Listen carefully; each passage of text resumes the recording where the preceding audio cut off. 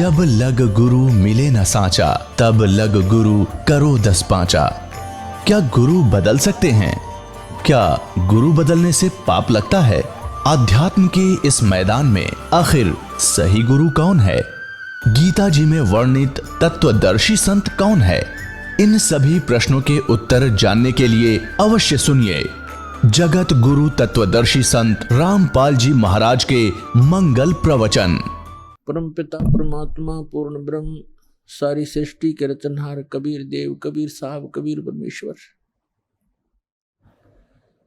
ये हमारे हमदर्द हैं, हमारे पिता हैं, हमारे जनक हैं। चींटी से लेकर हाथी के, रंक से लेकर राजा के, और देव से लेकर महादेव और इंद्र, सुरपति इंद्र तक के वही जनक हैं। दुर्गा देवी और ज्योति निरंजन ब्रह्म सरपुरुष और अक्षर पुरुष के भी जनक वही हैं।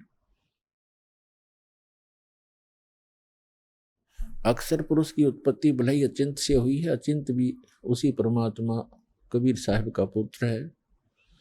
उनका ही दिया वचन से अक्षर पुरुष की उत्पत्ति अचिंत के माध्यम से हुई थी। तो पुण्यात्मा, आप जिस लोक में रह रहे हो ये लोक ठीक नहीं, ये महागंदा स्थान है और यहां कोई ना रहा ना रहेगा। परमात्मा स्वयं आते हैं इस काल के जाल को समाप्त करने के लिए, अज्ञान हटाने के लिए, और हमें अपना निज स्थान बताने के लिए, जहां हम पहले रहा करते थे, जहां कोई दुख नहीं था। यहां काल भगवान ने हमारे को इस 5 तत्वों की कैद में बेड़ी लगा रखी है, रोक रखे हैं इस बॉडी में। कोई गधे की बॉडी में, कोई सूअर के पिंजरे में, कोई मानव के पिंजरे में। ये जीव एक इस शरीर रूपी पिंजरे में और 21 ब्रह्मांड रूपी कैद में रोक रखा है। यहाँ कोई सुखी नहीं है। यहाँ के प्रबंधक भी सुखी नहीं है, जो ब्रह्मा विष्णु महेश 3 व्यवस्थक बताए जाते हैं।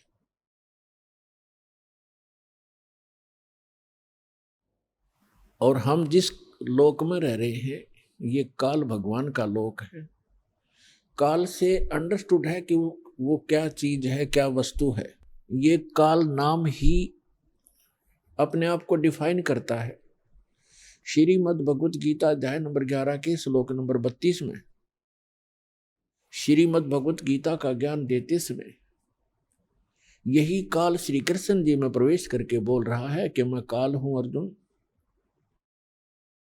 और सभी को खाने के लिए अपरवर्त हुआ हूं, सबका नाश करने के लिए। गीता अध्याय नंबर 11 के श्लोक 21 में अर्जुन कह रहा है कि हे भगवान, आप तो ऋषियों को भी खा रहे हो, आप तो सिद्धों को भी खा रहे हो, जो वेद मंत्रों से आपकी स्तुति भी कर रहे हैं, आप उनको भी नहीं बख्श रहे हो। कोई आपकी जाड़ों में लटक रहे हैं, कोई आपके मुंह में प्रवेश कर रहे हैं। तब इसने कहा कि मैं काल हूं भाई, मैं सबको खाने के लिए अपरवर्त हुआ हूं। तो पुण्यात्माओं, श्री कृष्ण जी काल नहीं थे। उन्होंने पहले कभी अपने आप को काल नहीं कहा, उसके बाद कभी काल नहीं कहा। और ये कहना कि मैं अब प्रवृत्त हुआ हूं, श्री कृष्ण तो पहले वहां विद्यमान थे।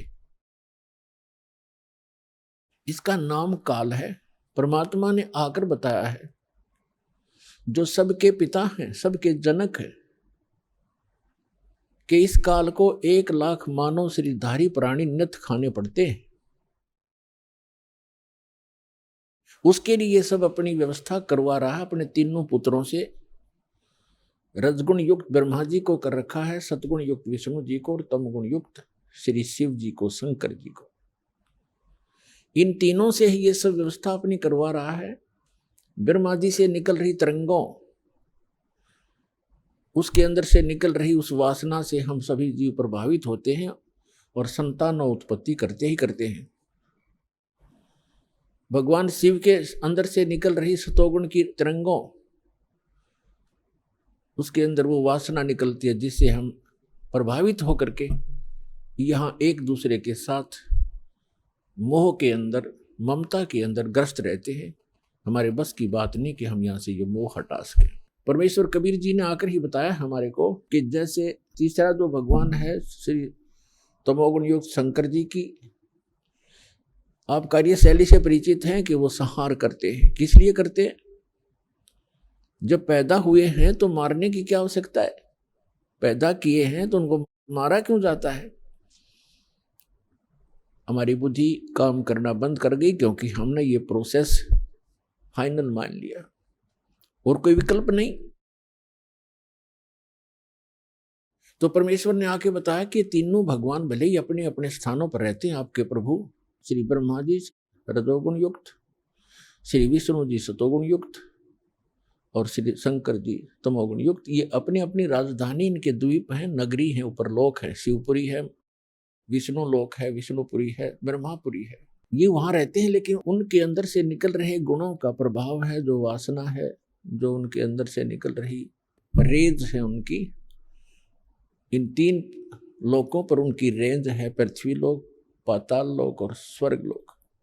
तो वहीं से वो प्रभावित कर रहे हैं यहाँ पर सबको। जैसे एक मकान के अंदर दूसरे कक्षों में व्यक्ति बैठे होते हैं और रसोई के अंदर मिर्चों का छोंक लगता है, तो अन्य कक्षों में बैठे हुए व्यक्ति भी प्रभावित होते हैं, जबकि वो स्थूल साकार वस्तु रसोई के अंदर है मिर्च, उसके गुण ने वहां प्रभावित किया और उनको छींकें आने लगी। उनके बस की बात नहीं कि उन छींकों को वो रोक सके किसी कीमत पर। ठीक इसी प्रकार ये तीनों काल के पुत्र श्री ब्रह्मा जी, श्री विष्णु जी, श्री शिव जी भले ही हमसे दूर बैठे हैं, उनके अंदर से निकल रही जो उनके महक है, उनके अंदर से जो गंध है, वो हमें यहाँ पर भी प्रभावित कर रही है, जिस कारण से हम संतान उत्पत्ति करते हैं। फिर मोह ममता, संपत्ति में मोह, माता पिता के अंदर ममता, बच्चों के अंदर हमारा राग, ये जीव के बस का नहीं। और मृत्यु हमारे बस नहीं, क्योंकि ये भगवान शिव का डिपार्टमेंट है, जो काल भगवान ने इनको सेवा दे रखी है। अब नौकर, जैसे कोई कसाई का नौकर है, अब वो नौकरों की क्या पार बसाएगी कि वो कहेगा जिसको कि इतने बकरी ला के इस बाड़े में मेरे इस स्टॉक में ला के छोड़ दे, वो लाएगा। और दूसरे नौकर की सेवा लगा रखी है कि इन सब बकरों को तू इनकी सेवा कर, इनको चरा, जल पिला, गर्मी सर्दी से बचा, यहाँ रख, पालन कर इनका, वो करेगा ही करेगा। और तीसरे नौकर की उसने ड्यूटी लगा रखी है कि तू मुझे जितने आवश्यक हो निकाल के यहाँ ला, इनको काट और सप्लाई करो। तो उनके बस की बात नहीं है, वो कितने नेक व्यक्ति हों, वो तीनों नौकर, लेकिन वो अपनी ड्यूटी को करनी ही पड़ेगी। इसी प्रकार ये तीनों देवता इस काल कसाई के, काल भगवान के पुत्र और साथ में नौकर हैं, व्यवस्थक हैं, प्रबंधक हैं। और पुण्यात्मा, इस काल भगवान को श्राप लगा हुआ है। 1 लाख मानव शरीरधारी प्राणी ये नित्य आहार करता है।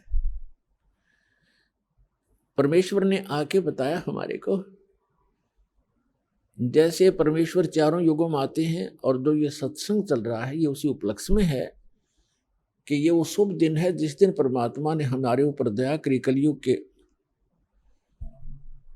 अंदर हम दुखी प्राणियों को, भ्रमित प्राणियों को आके सही दिशा देने के लिए वो परमात्मा अपने निज लोक, उस अच्छे लोक को छोड़कर हमारे लिए इस काल के लोक में आए, कसाई के बाड़े में आए, कसाई के लोक में आए और हमारे को यथार्थ ज्ञान देने की चेष्टा की। लेकिन हमने परमात्मा के उस ज्ञान को स्वीकार नहीं किया, क्योंकि हमारे धर्म गुरु काल से प्रभावित हैं, प्रेरित हैं। उन्होंने अज्ञान सुना हुआ है, सदग्रंथों को आधार बताते और सदग्रंथों के विपरीत ज्ञान सुनाते रहे हमारे का। तो वो परमात्मा यहाँ आते रहते हैं और ये उसी उपलक्ष्य में समागम चल रहा है। सतगुरु आए दया करी, ऐसे दीन दयाल, बंदी छोड़ वृद्धतास कहा, जठरगनी प्रतिपाल। सतगुरु आए दया करी, परमात्मा सतगुरु रूप में आए, हमारे ऊपर मेहर करी। ऐसे दीन दयाल, हमने कैसी भयंकर गलती कर रखी है पुण्यात्माओं, लेकिन ये दयालु घने हैं। हम भरी थाली का ठोकर मार के आए हो आप, हम सभी नालायक हैं हम।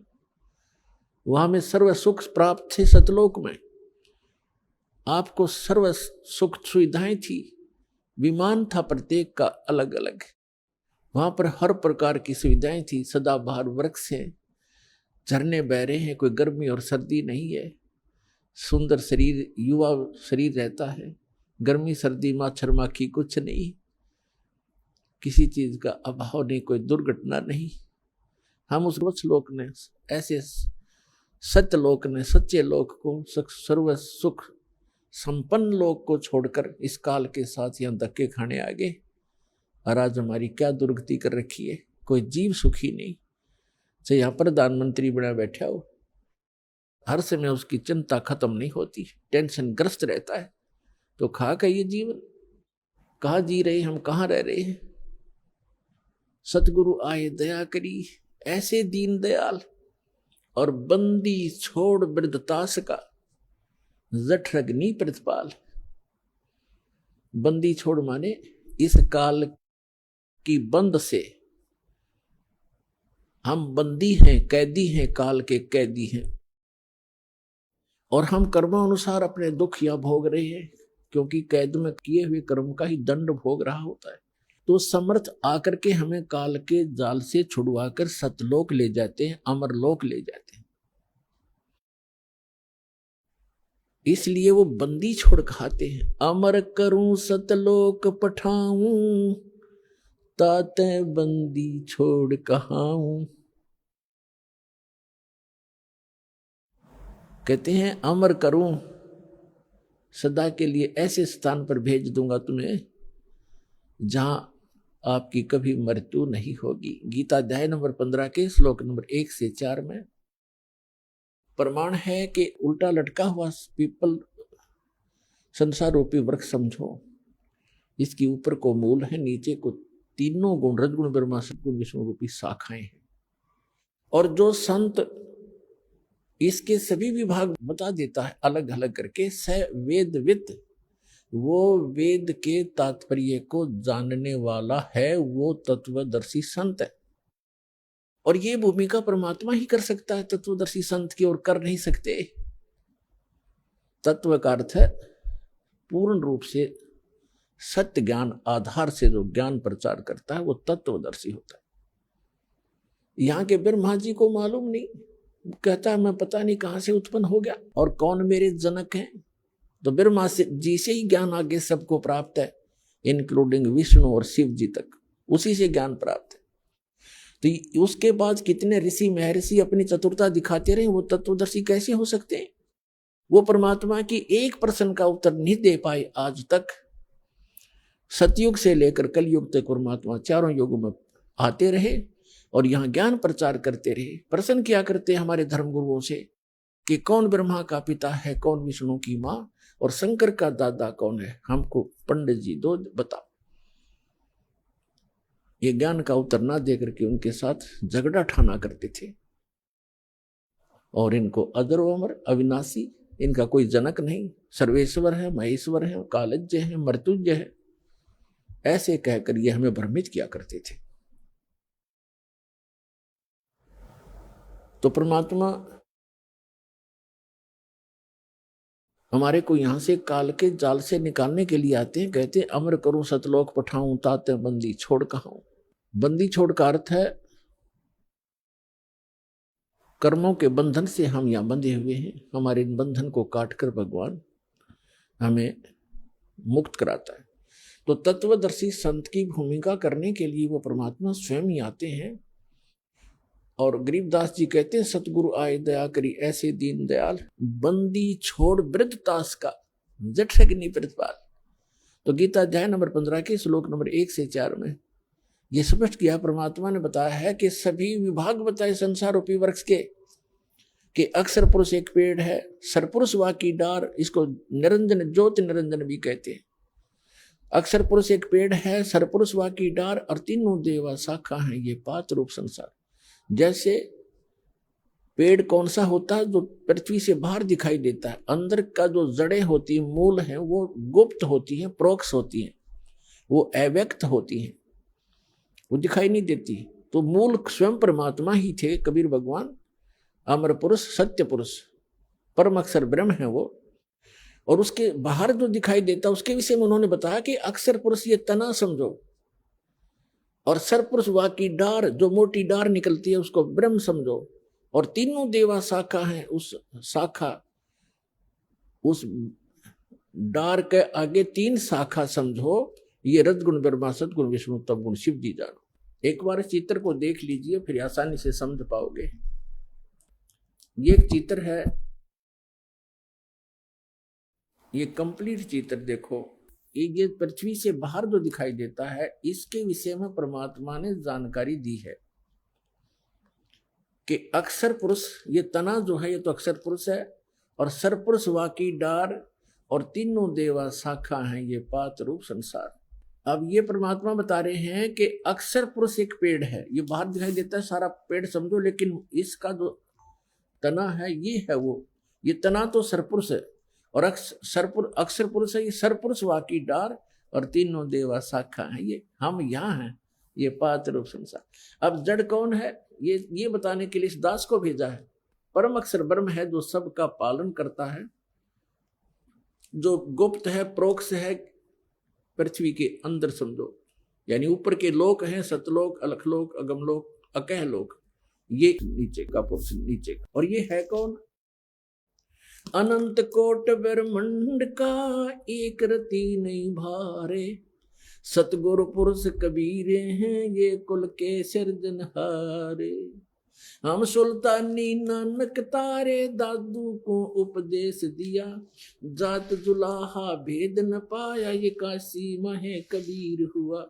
तो ये है वो संसार रूपी वृक्ष। श्रीमद् भगवत गीता अध्याय नंबर 15 के श्लोक 1 से 4 का वर्णन है।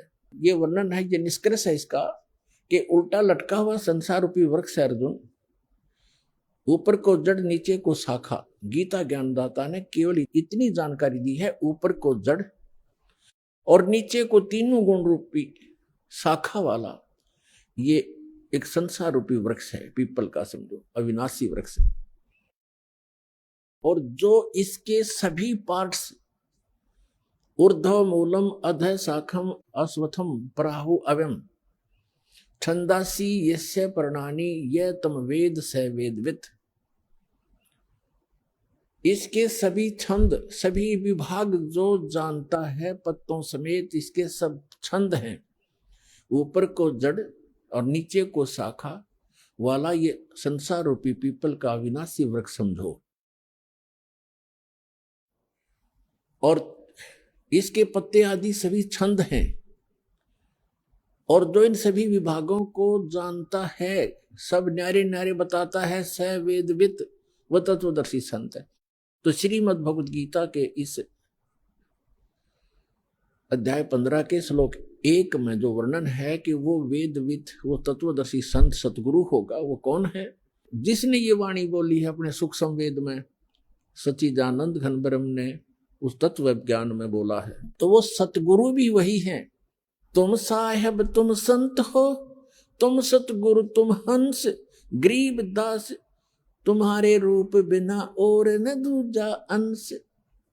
तुम साहेब तुम संत हो, और तुम ही सतगुरु, सच्चा ज्ञान देने वाले अध्यात्म मार्ग का यह सर्व ज्ञान, और आप ही हंस हो, तुम ही सच्चे भक्त रूप में भी आप ही एक भूमिका करें। तो यहां बताया है कि उस परमेश्वर ने बताया अक्षर पुरुष एक पेड़ है, सरपुरुष वा की डार, और तीनों देवा शाखा है ये पात रूप संसार। श्रीमद् भगवत गीता अध्याय नंबर 15 के श्लोक नंबर 1 से 4 का निष्कर्ष है कि ये ऊपर को जड़ और नीचे को तीनों गुण रूपी शाखा वाला संसार रूपी पीपल का वृक्ष अविनाशी जानो, और जो संत इसके सभी विभागों को जानता है वह तत्वदर्शी संत है और उसके पास तत्व ज्ञान है। श्रीमद् भगवत गीता अध्याय नंबर 4 के श्लोक 32 में स्पष्ट किया है कि परमात्मा ही सच्चिदानंद घन अपने मुख कमल से यथार्थ ज्ञान तत्व ज्ञान बोलता है। जो परमेश्वर के मुख कमल से उच्चरित वाणी होती है वो तत्व ज्ञान है। उसके अंदर आध्यात्मिक यज्ञों का यानी आध्यात्मिक अनुष्ठानों का विस्तृत विवरण होता है, और उसको जानने के बाद फिर सभी कर्मों से सभी पापों से मुक्त प्राणी हो जाता है। वो तत्व ज्ञान स्वयं परमात्मा अपने मुख कमल से ब्रह्मणे मुखे अपने मुख कमल से बोलकर वो वाणी उच्चारण करता है। सच्चिदानंद घन ब्रह्म की वाणी में विस्तार से कहे गए हैं वो तत्व ज्ञान है। चौथे अध्याय के 34वें श्लोक में कहा है कि अर्जुन उस तत्व ज्ञान को जो गीता ज्ञान से अन्य है, उस तत्व ज्ञान को तत्वदर्शी संतों के पास जाकर समझ, उनको दंडवत प्रणाम करने से, कपट छोड़कर उनकी सेवा करने से, सरलता पूर्वक प्रसन्न करने से वो तत्वदर्शी संत तुझे तत्व ज्ञान का उपदेश करेंगे। तो 15वें अध्याय के प्रथम मंत्र में उसकी पहचान बताई है श्रीमद् भगवत गीता में कि जो इस ऊपर को जड़ नीचे को तीनों गुण रूपी शाखा वाला ये संसार रूपी वृक्ष समझो, और इसके सभी विभाग पत्ते आदि इसके सभी भाग हैं, और जो संत इन सब विभागों को जानता है, सब पार्ट्स जानता है, इसके अंग भिन्न भिन्न बताएगा, स वेदविद वो तत्वदर्शी संत है। और 15वें अध्याय के 4 श्लोक में कहा है कि उसके पश्चात तत्वदर्शी संत से तत्व ज्ञान प्राप्त करके इस अज्ञान रूपी अंधकार में उलझे हुए इस अज्ञान को काटकर, तत्व ज्ञान रूपी शस्त्र से इस अज्ञान को काटकर उसके पश्चात परमेश्वर के उस परम पद की खोज करनी चाहिए, जहां जाने के बाद साधक फिर लौटकर संसार में कभी नहीं आते, और केवल उसी परमात्मा की भक्ति करनी चाहिए जिसने सर्व ब्रह्मांडों की रचना की है, सबका रचनहार है, सर्व उत्पादक है वो।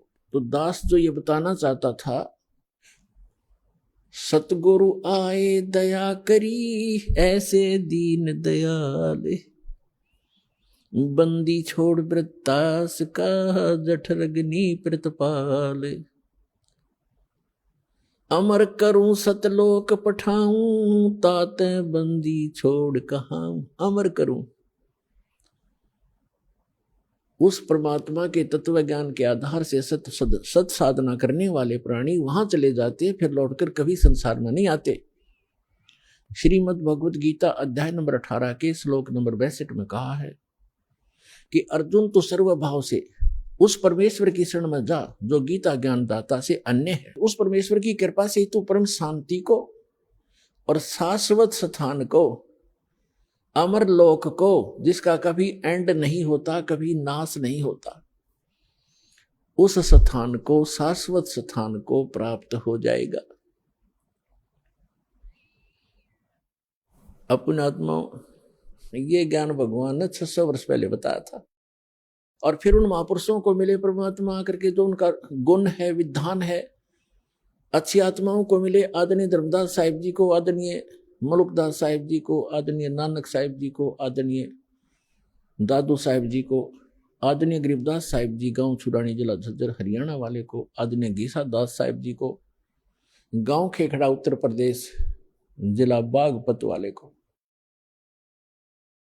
और स्वामी रामानंद जी काशी वाले को, महर्षि को। तो उन महापुरुषों ने और स्वयं परमात्मा ने हमारे को सचेत करने की चेष्टा की कि जो साधनाएं, जो भक्ति तुम कर रहे हो और जिस भगवान को तुम परमात्मा माने बैठे हो वो परमात्मा नहीं है।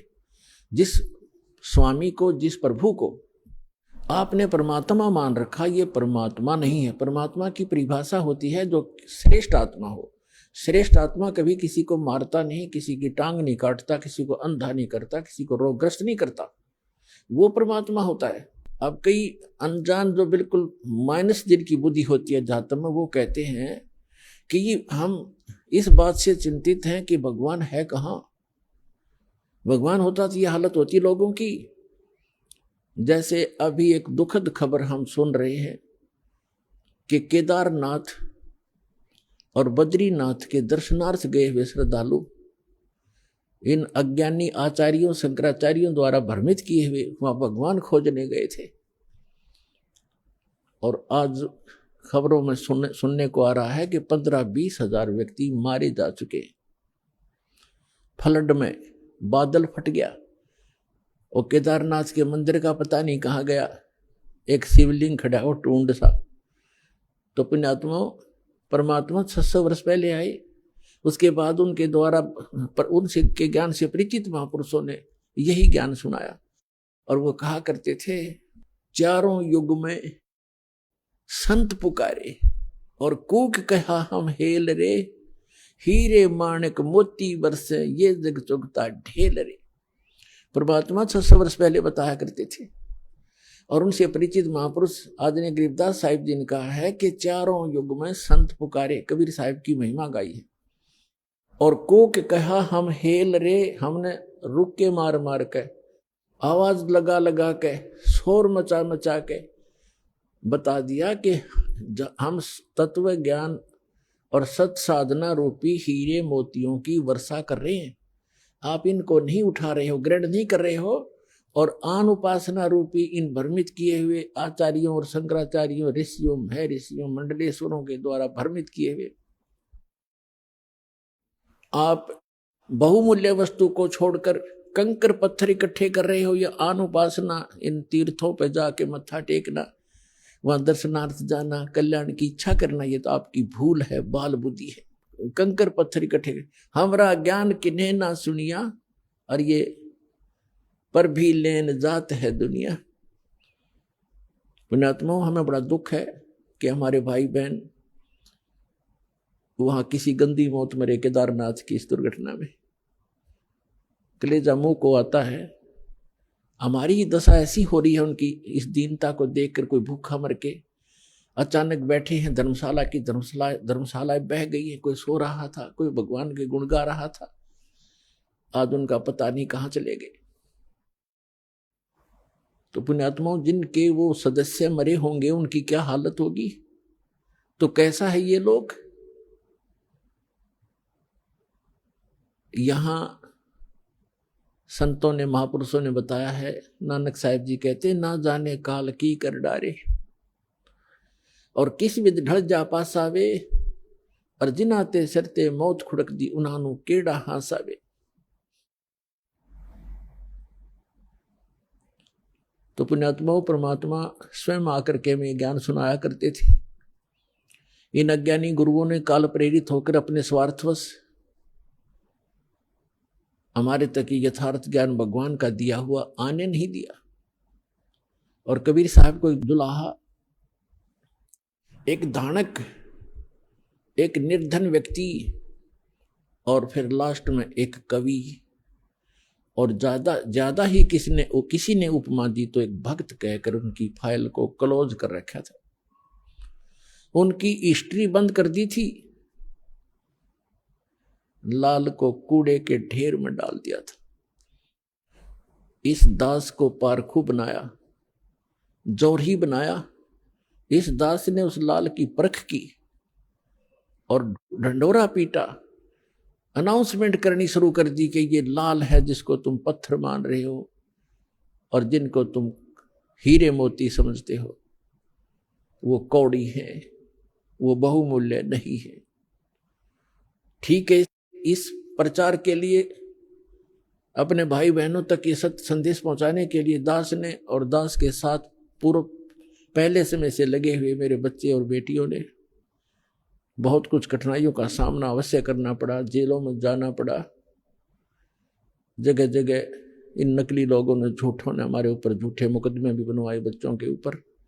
लेकिन हमें पता लग गया है कि वो अनजानपने में ये सब कुछ कर रहे हैं। जिस दिन उनको भी ये ज्ञान होगा, वो भी उसी भगवान के बच्चे हैं और वो हमारे साथ हो जाएंगे, उनका कल्याण हो जाएगा। हमारा उद्देश्य किसी की भावनाओं को ठेस पहुंचाना नहीं, हमारा उद्देश्य उनको सही दिशा देना है कि जिससे आपका भी, आपके परिवार का भी, और आपके जो इस गलत साधना करके चले गए, मृत्यु को प्राप्त आज प्रेत पितर बने हुए, उनका भी उद्धार हो जाएगा। इस साधना से जो दास बताता है। अब जैसे भावनाओं को ठेस पहुंचाने की बात जो ये मूर्ख लोग करते हैं, जो स्वार्थी करते हैं, जनता को भ्रमित करते हैं कि हमारी भावनाओं को ठेस पहुंचा दिया, इन मंदिर, मस्जिदों, गुरुद्वारों और चर्चों की पूजा को ठीक नहीं बताया, मंदिरों में जाने को गलत बताते हैं, भगवान की मूर्ति की पूजा गलत बताते हैं, केदारनाथ, अमरनाथ, इन धामों और तीर्थों पर जाने को गलत बताते हैं, ये हमारी भावनाओं को ठेस पहुंचाते हैं। पुण्यात्मा, भावनाओं को ठेस नहीं पहुंचाया जाता यदि किसी के पास यथार्थ ज्ञान है और उस ज्ञान के आधार से कोई ज्ञान बताता है। वो तो ऐसा है जैसे बच्चे होते हैं, छोटे छोटे बच्चे, अग्नि जल रही होती है, आग जल रही है, और बच्चा उस अग्नि के बलते हुए उस जल रहे उस भट्ठी की तरफ चलता है, और उसको कोई देख लेता है, बुद्धिमान व्यक्ति, कि ये बच्चे अग्नि की भट्ठी की तरफ जा रहे हैं, ये जल जाएंगे, उनको जाकर वो उठा लेता है और वो जाना चाहते हैं, उसको अच्छी वस्तु समझ के पकड़ना चाहते हैं, और उसको उठा लेता है तो वो रोता भी है और कहता है मुझे छोड़ दे, इधर ही जाने दे। उसकी भावनाओं को वहां ठेस पहुंचाना अनिवार्य था। यदि उस भावनाओं को ठेस नहीं पहुंचाया जाता तो जल के मर जाता वो बालक। तो दास का प्रयत्न यही समझो कि यदि आप इसको भावनाओं को ठेस समझते हो तो ये इस प्रकार की भावनाओं को ठेस पहुंचाना दास की मजबूरी होगी, क्योंकि दास इस मार्ग से परिचित हो चुका है, और जहां तक पार बसाओगी आपको वहां नहीं जलने दूंगा उस आग के अंदर। अपने आत्मा परमात्मा आकर बताया करते थे कि जिन धामों की आप पूजा करने जाते हो, इन धामों की कुछ कम से कम तुम स्थापना देखो कैसी हुई है, इन तीर्थों की ये स्थापना कैसी हुई, और फिर ध्यान से सोचो, विचार करो। आज बालक नहीं हो, आप शिक्षित हो, उनके इतिहास, उनकी जीवनी हमारे पास उपलब्ध है, उनको पुनः विचार करके ग्रहण करो, उनको त्याग दो। देखो जितने भी तीर्थ हैं, धाम हैं, और जितने भी ये पवित्र स्थल हैं, आदरणीय हैं, ये आदरणीय यादगारें हैं, लेकिन वहां जाने से मोक्ष नहीं हो सकता। आपको बहुत बार बताया है, परमात्मा भी आकर स्वयं बताया करते थे और कहा करते थे कि इन धामों पर जाने से आपका मोक्ष नहीं, उल्टा पाप प्राप्त और जीवन नाशी आपका होता है। आपको एक झलक दिखाते हैं ये तीर्थ कैसे बने जहां हम पूजने जाते हैं। देखिएगा एक पुस्तक, ये पुस्तक है हिमालय तीर्थ, और ये हमारे शंकराचार्यों द्वारा दिया गया ज्ञान है। ये है जेपी नबूरी, इसका प्रकाशक है। ये देखिएगा, हिमालय तीर्थ, जेपी नबूरी, उप मुख्य कार्यकारी श्री बद्रीनाथ केदारनाथ मंदिर समिति, ट्रैक्स एंड टूर्स, कलकत्ता, और ये यहां से छपे हैं।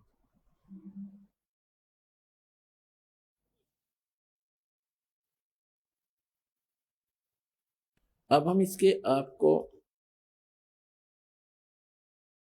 ये देखिएगा, उत्तराखंड के पंच केदार, ये पृष्ठ नंबर 17 है, यहां से हम प्रारंभ कर रहे हैं। ये 18 पृष्ठ है, यहां से हम ये 17 पृष्ठ है। उत्तराखंड के पंच केदार श्री केदारनाथ भारत के उत्तर नागाधिराज की सुर में उत्पत्तिका में स्थित केदार क्षेत्र प्राचीन काल से ही मानव मात्र के लिए पावन मोक्षदायक रहा है। इस क्षेत्र की प्राचीन एवं पौराणिक महत्व के संबंध में स्वयं भगवान शंकर ने स्कंद पुराण में माता पार्वती के प्रश्न का उत्तर अपने श्रीमुख से निम्न प्रकार दिया है। ठीक है। हे प्राणेश्वरी, यह क्षेत्र उतना ही प्राचीन है जितना कि मैं हूं। मैंने इसी स्थान पर सृष्टि की रचना के लिए ब्रह्मा के रूप में परब्रह्म तो प्राप्त करके सृष्टि निर्माण का शुभारंभ किया। तभी से स्थान मेरा चिरप्रिय समान है। भगवान शंकर का सुप्रसिद्ध ज्योतिर्लिंग भारत के विख्यात 12 ज्योतिर्लिंगों में से 11वां ज्योतिर्लिंग है। सुदूर उच्च हिमालय में समुद्र तल से 11,750 फीट की ऊंचाई पर श्री नर और नारायण ऋषि द्वारा प्रतिष्ठित है। पुराणों के अनुसार इस पुण्य फलदायी ज्योतिर्लिंग की स्थापना के संबंध में इस प्रकार वर्णन: अनंत रत्नों के जनक अतिशय पवित्र केदार नामक अत्यंत शोभा से युक्त शिखर पर पूर्व काल में महातपस्वी अपने आत्माओं तीर्थ और ये धाम कैसे बने हैं इसकी थोड़ी सी झलक दिखाएंगे, फिर दास मौखिक सुनाएगा, वो अच्छा समझ में आएगा। अब देखिएगा, अब हम 18 पृष्ठ पर आगे 17 पर पढ़ लिया। यहां पर पीछे से हमने पढ़ा है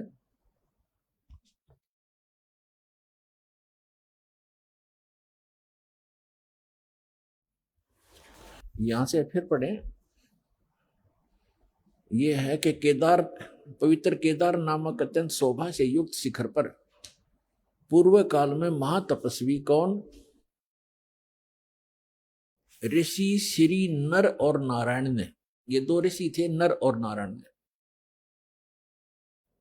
भगवान शिव को प्रसन्न करने के लिए बड़ी कठिन तपस्या की। इस तपस्या से तीनों लोकों में उनकी चर्चा होने लगी, जिसकी सभी लोकों में प्रशंसा होने लगी। फलस्वरूप भगवान शंकर भी नर नारायण की तपस्या से प्रसन्न हुए और उन्होंने प्रत्यक्ष प्रकट होकर ऋषियों को दर्शन दिए। दोनों ऋषियों ने भगवान भोलेनाथ के दर्शन से आनंद विभोर होकर स्तुतियों और मंत्रों से उनकी पूजा अर्चना की। भगवान शिव ने अत्यंत प्रसन्न होकर उनसे वर मांगने को कहा। भगवान शंकर की यह बात सुनकर उन दोनों ऋषियों ने देवादिदेव महादेव से प्रार्थना की। यहाँ, हे प्रभु, यदि आप प्रसन्न हैं और वर देना चाहते हैं तो अपने इसी स्वरूप में जगत कल्याण एवं हमारी पूजा प्राप्त करने हेतु यहाँ सचित होवें, ताकि जगत का महान उपकार एवं भक्तों के मनोरथ आपके दर्शनों से परिपूर्ण हो। इस प्रकार भगवान शंकर नर नारायण की भक्ति से प्रसन्न होकर वहां सचित हुए। देवादिदेव महादेव, यदि आप हम पर प्रसन्न हो तो भक्तों के कल्याण हेतु आप सदा सदा के लिए अपने स्वरूप को यहाँ स्थापित करने की कृपा करें। यहाँ आकर आपका दर्शन पूजन करने वाले मनुष्यों को आपकी अविनाशी भक्ति प्राप्त होगी। ऋषियों की प्रार्थना सुनकर भगवान शिव ने ज्योतिर्लिंग के रूप में यह वास करना स्वीकार कर लिया। भगवान शिव से वर मांगते हुए नर और नारायण ऋषियों ने इस ज्योतिर्लिंग और इस पवित्र स्थान के विषय में जो कुछ कहा है वह अक्षर से सत्य है। इस ज्योतिर्लिंग के दर्शन पूजन तथा यहाँ स्नान आदि करने से भक्तों के लौकिक फलों की प्राप्ति के साथ साथ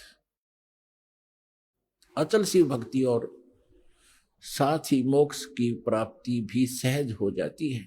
हिमालय में केदार नामक पर्वत शिखर पर प्रतिष्ठित होने के कारण इस ज्योतिर्लिंग को श्री केदारेश्वर ज्योतिर्लिंग के नाम से जाना जाता है। केदार शब्द का शाब्दिक अर्थ है ऐसे स्थान से होता जहां दलदल एवं अति मात्रा में पानी हो। केदार क्षेत्र में यही स्थिति है, क्योंकि भगवान शंकर जल धारा प्रिय हैं।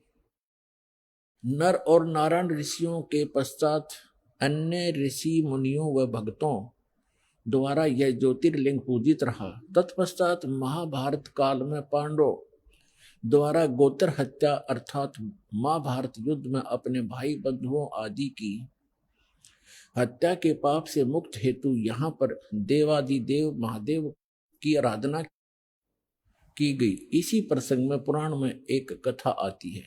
अपने आत्मा पहले ये निष्कर्ष बताते हैं, थोड़ा उसके आगे और शेष आपके पढ़ के सुनाऊंगा, क्योंकि वर्तमान में एक बहुत दुर्दांत घटना घटी है जिससे आत्मा रो रही है, दुखी है, क्योंकि वो भी हमारे एक तरफ भटक रहे थे, परमात्मा के लिए वहां गए और वहां उनको क्या मिला सर्वविदित है, कहने की आवश्यकता नहीं।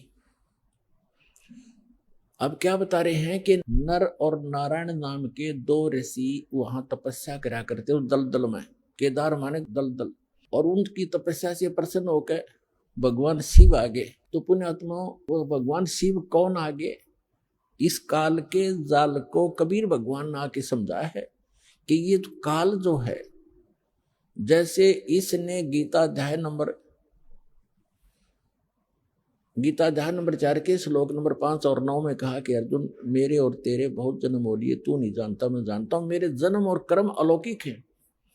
और गीता अध्याय नंबर 7 के श्लोक नंबर 24 और 25 में इसने बताया है कि मैंने एक प्रतिज्ञा कर रखी है, मैं अपनी योग माया से छुपा रहता हूं, मैं कभी किसी के सामने अपने वास्तविक रूप में नहीं आता। तो ये क्या करता है, जैसे कोई ऋषि साधना करता है, उसको किसी को विष्णु रूप में दर्शन दे देता है, अपने पुत्र विष्णु के रूप में, तो वो ऋषि विष्णु का उपासक बन जाता है, उसी का अनाउंसमेंट करने लग जाता है, उसी का ज्ञान प्रचार करता है कि सर्वेश्वर है, महेश्वर है, सबकी स्थिति पालन और संहार करने वाला यही है।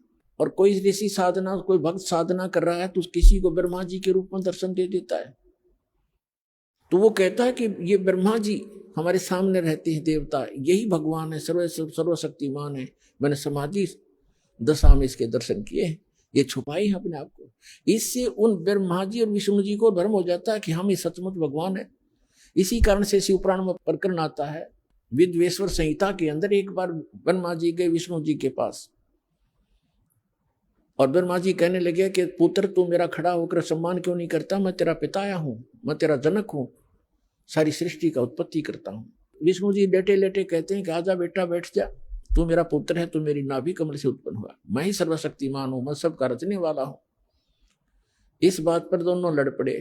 फिर ये काल आ गया, वहां पर शिव रूप धारण करके इन दोनों के बीच में एक लिंग खड़ा कर दिया, तेजों में स्तंभ। ये लड़ना भूल गए, ऊपर नीचे ढूंढने लगे, फिर खुद आके प्रकट हुआ शिव रूप में। फिर इनको ज्ञान बताने लगा, क्या पुत्रो, तुमने अपने आप को ईश मान लिया तो यू आर नॉट गॉड, तुम भगवान नहीं हो। और तुमने 2 डिपार्टमेंट, 2 विभाग मेरे से प्राप्त किए, मैं चीफ मिनिस्टर हूं यहाँ का। ये काल जो है एक ब्रह्मांड में चीफ मिनिस्टर का काम, इसका रोल समझो। और अन्य ब्रह्मा विष्णु महेश एक विभागीय मंत्री है, रजोगुण विभाग के ब्रह्मा जी और सतोगुण विभाग के विष्णु जी। यानी रजोगुण से जो क्रिया हो रही है, जिसको हम उत्पत्ति कहते हैं, ये उत्पत्ति करता नहीं है, यह तो उत्पत्ति करवाता है। संतान उत्पत्ति हम उसके प्रभाव से करते हैं। और सतिथि, ये विष्णु जी कहते हैं, उत्पत्ति और सतिथि जो तुम्हें दी है मैंने, ये मेरे से प्राप्त है, तुमने तप करके प्राप्त किए, मैंने तुम्हें विभाग दिए। इसी प्रकार रुद्र और शिव को भी, शंकर को भी मैंने अलग से 2 करते दिए हैं, संहार और तिरोभाव। और बोलने वाला 5वां ये काल है, ये कभी अपने वास्तविक रूप में नहीं आता, ऐसे कभी विष्णु के रूप में, कभी शिव के रूप में, कभी ब्रह्मा जी के रूप में आता है। तो इसके जाल को समझने के लिए परमात्मा ने कथा सुनाई अपनी प्यारी आत्मा धर्मदास जी को, जो धर्मदास जी ने कबीर सागर में लिपिबद्ध की। परमात्मा ने कहा कि ये गलतियां करके आत्मा यहाँ आगे इस काल के साथ इसके 21 ब्रह्मांड वाले विमान में बैठ के, और इसने यहाँ इनको इतना दुखी कर दिया। फिर ये चिल्लाने लगी, हे भगवान हमें सुख दे, हे भगवान हमें सुख दे, हम हाहाकार मच गई। तब परमात्मा कहते, मैं आया, अपने ही पुत्र जोगजीत का रूप बना करके मैं वहां आके खड़ा होगा, जहां तपस्या के ऊपर 1 लाख मानव शरीरधारी प्राणियों को ये नित्य खाता है, आहार करता है। और मेरे वहां आने से उस तपस्या की जलन बंद हो गई। वह आग जो कि तो गर्म ऐसे की ऐसी है वो तपस्या, वो तई, वो बड़ी जो तवा होता है जिस पे उनको भूना जा रहा था।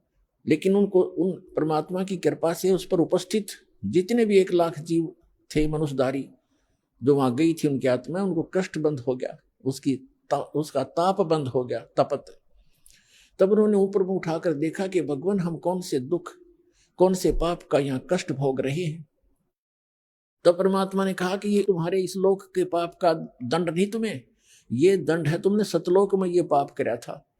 परमात्मा को छोड़कर तुम, परमात्मा अपने को छुपा कर कह रहे हैं कि तुम भगवान को छोड़कर वहां सर्व सुख संपन्न प्राप्त थी, आपकी कभी मृत्यु नहीं होती थी, कोई कष्ट नहीं था, उसको छोड़कर तुम इस काल के लोक में आ गए। यहाँ पर आज जिस कार को, जिस कोठी को, जिस बंगले को, जिस बेटा और बेटी को आप अपना मानते थे, क्या तुम्हारे साथ आया कोई?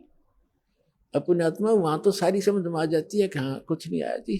फिर और तुम मरते थे, ये मेरा बेटा है, ये मेरी बेटी है, ये मेरा कार है, ये कोठी है, और भक्ति करते थे तो गलत कर रहे थे। हम प्रत्येक युग में जाते रहते हैं पर तुम सुनते नहीं। तब वो कहने लगे सभी भगवान हमसे गलती होगी, मैं माफ करो। कहते हैं ऐसे माफ नहीं होगी। जब तुम जाए धरो जग तन देहा, तब तुम करना मम सत सबद सनेहा। जब कोई मेरा संत मेरी महिमा गाता हुआ तुम्हें मिल जाए और तुम्हें मानव शरीर प्राप्त हो, तुम तुरंत ग्रहण कर लेना और फिर तुम उस सत भक्ति करके उस लोक में चले जाओगे। अमर करूं सतलोक पठाऊं, ताते बंदी छोड़ खाऊं। इतने में वो काल आ जाता है। प्रतिदिन उसने टाइम फिक्स कर रखा है, इतने समय के बाद ये सभी आत्माएं उसके तपस्या पर भुन कर उनके अंदर से जो गंध वो निकालता है, वो निकल कर उनको ऐसे उड़ा देता है, वो गंध रह जाता है।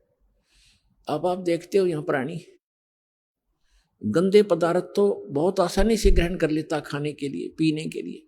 शराब पीना, भांग पीना, सुल्फा पीना और तंबाकू पीना और फिर मांस खाना, चटपटे अटपटे खाना, ये तो बहुत खुश होकर ग्रहण करता है।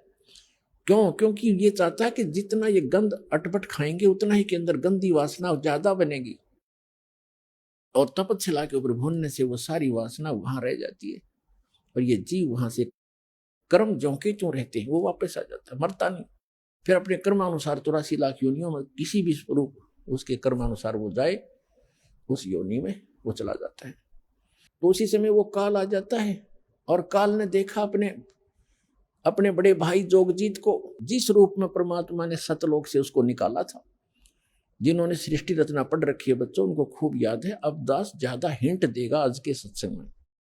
सृष्टि रचना कभी आपको बताएंगे और आपको सीडी वगैरह बनाकर भी दे रखी है, वो भी देख सकते हो। उसने सोचा, काल ने, इस ज्योत स्वरूपी निरंजन सरपुरुष ने के मन में आई कि जोगजीत कैसे आ गया, ये कोई परम पिता का कोई संदेश लेकर आया है, पहले इसे वो संदेश जानता हूं, क्या आज्ञा लेकर आया है ये भगवान की, और फिर आज इसको कूटूंगा, पिटाई करूंगा इसको मारूंगा, खूब कूटूंगा, क्योंकि इसने मुझे वहां से मार कर निकाला था, मुझे जबरदस्ती निकाला था सतलोक से। तो मुझे परमात्मा बताते हैं कि धर्मदास, मुझे देखकर काल भयंकर हो गया और पहले मुझसे कहा कि पहले जोगजीत कोई आज्ञा है भगवान की, परमात्मा की, पिता की, वह मुझे बता, और फिर जोगजीत तुझे छोड़ू नहीं गा, तूने मुझे वह मार कर निकाला था। तब परमेश्वर जो जोगजीत रूप में वहां उपस्थित थे, विराजमान थे, खड़े थे, विद्वान थे, परमेश्वर ने कहा, धर्मदास, मैंने उनसे कहा, परमात्मा बता रहे हैं, धर्मदास जी लिख रहे हैं कि मैंने उससे कहा कि सुन ले आदेश परम पिता का कि ये भोली आत्मा तेरे साथ आ गई थी, इन्होंने तो गलती की सो की, पर तूने इनका कैसा सांग निकाल रखा है, कैसे कैर ढा रहा है इनके ऊपर, तू कोई गधा बना दिया, कोई गधी बनाई, कोई कुत्ता, कोई कुतिया, किसी का बेटा मर गया, किसी की बेटी मार रहा है, हाहाकार मचा रखी। तो इसने कहा कि पिताजी ने मुझे श्राप दिया था, और जिस श्राप अनुसार मुझे भूख लगती है तो मैं तो इनको खाऊंगा, बनाऊंगा, पैदा भी करूंगा। परमात्मा ने कहा कि चल, इन्हें गलती कर दी तो खा भी रहा है, सारे काम कर रहा है, फिर इनके किसी का हाथ काटे, किसी की टांग कटे, कोई अंधा, कोई कैंसर से पीड़ित, ये जुल्म क्यों कर रहा था इनके ऊपर। तब इसने कहा कि मैं तो सत्य का राज करता हूं, मैंने परमात्मा को वचन दे रखे हैं और जैसे कर्म जो करेगा वैसे भोगेगा, मुझे इसमें कोई लेना देना नहीं है। पुण्यात्माओं, यहाँ की इस सारी व्यवस्था ऐसी है इस काल के लोक में। एक तरफ तो सरकार शराब के ठेके, फीम के ठेके, भांग के ठेके खोलती है, और फिर शराब पीकर कोई इधर उधर जाता है उसको अंदर कर देता है, तो शराब पी कर गलत गतिविधि की, और शराब पी कर रामायण बचेगा, वो भांग पी कर रामायण पढ़ेगा, गलत गतिविधि करेगा वो। तो इसने ऐसा कर रखा है कि मैं तो सच का राज करता हूं, जो जैसे कर्म करेगा वैसा ही फल देता हूं। अब ये इतनी बकवादों का की आविष्कार करवा दिया, तो फिर ये भोली आत्मा तो गलतियां करेंगे ही करेंगे, तो कहते भोग लेंगे। इसने थोड़ा लेना देना, हम इसके बच्चे नहीं है, हम इसके बच्चे होते तो ऐसा दुख देता ही है। आज केदारनाथ के ऊपर 20,000 आदमियों को मार देता अपने बच्चों को। ये हम इसके बालक नहीं है, हम इसकी प्रजा नहीं है, हम उस परमात्मा की प्रजा है, सतपुरुष के बच्चे हैं, और हम अपनी गलती से इसकी कैद में फंस गए हैं। यहां से निकालने का एक तरीका है, हम सब इच्छा से आए हैं, सब इच्छा से ही वापस जाएंगे। जब हमारी यहाँ के लोक से दुखों से इतना मन हट जाएगा और वहां के सुख से हम इतने प्रभावित और प्रेरित हो जाएंगे और फिर सब भक्ति करेंगे, तब हम वहां जा पाएंगे। इसलिए आपको सारा ज्ञान प्रमाण दिखाए जा रहे हैं, ताकि आपका यहां से मन हटे और भक्ति पर डटे, और फिर वहां चलेंगे हम। तब परमात्मा ने कहा जोग जीत रूप में कि मैं नीचे जाऊंगा, परमात्मा ने भेजा हूं, और वहां जाकर तेरे सारे जाल को समझाऊंगा और सबको परमात्मा की महिमा बताऊंगा। आपने जो सतपुरुष है, जो वास्तव भगवान है, यथार्थ स्थान है, उसका तो नामो निशान मिटा दिया, तू स्वयं भगवान बन बैठे यहाँ का। और सबको बताऊंगा, और एक ऐसा गुप्त मंत्र दिया है मेरे को, वो मंत्र उनको दूंगा, सतनाम और सार नाम। और फिर उसने कहा, उस आग तो अंदर से जल गया वो सारा, ये तो नाश करेगा मेरे बड़े बड़ाए काम का। और जब उसने ये बात सुनी तो एकदम भयंकर होगा, कहने लगा तू मेरा बाग उजाड़ने जा रहा है, तू मेरा नाश करने जा रहा है, तुझे अभी खत्म कर दूंगा, तुझे तो जाके दिखाना नीचे। परमात्मा ने कहा कि ऐसा सुनकर काल भयंकर होगा मेरे ऊपर। और धर्मदास ऐसे अटैक किया उसने मेरे को, बिल्कुल खत्म करने के लिए दौड़ के आया, और मैंने सतनाम का सुमन कर दिया, नाम का सुमन शुरू कर दिया। इस नाम के अंदर धर्मदास ऐसी प्रबल शक्ति है, इसके सामने कोई भी देव, कोई यक्ष, कोई भी यहाँ का काल तक भी नहीं ठहर सकता। मेरे पास ऐसा मंत्र है। पुण्यात्माओं, ये परमात्मा धर्मदास जी के माध्यम से, और धर्मदास जी को तथा हम सभी को सतर्क करना चाहते हैं कि कभी भी आपके ऊपर कोई भी आपदा आती है किसी भी प्रकार की, तो नाम का सिमरन अवश्य करना कुछ देर।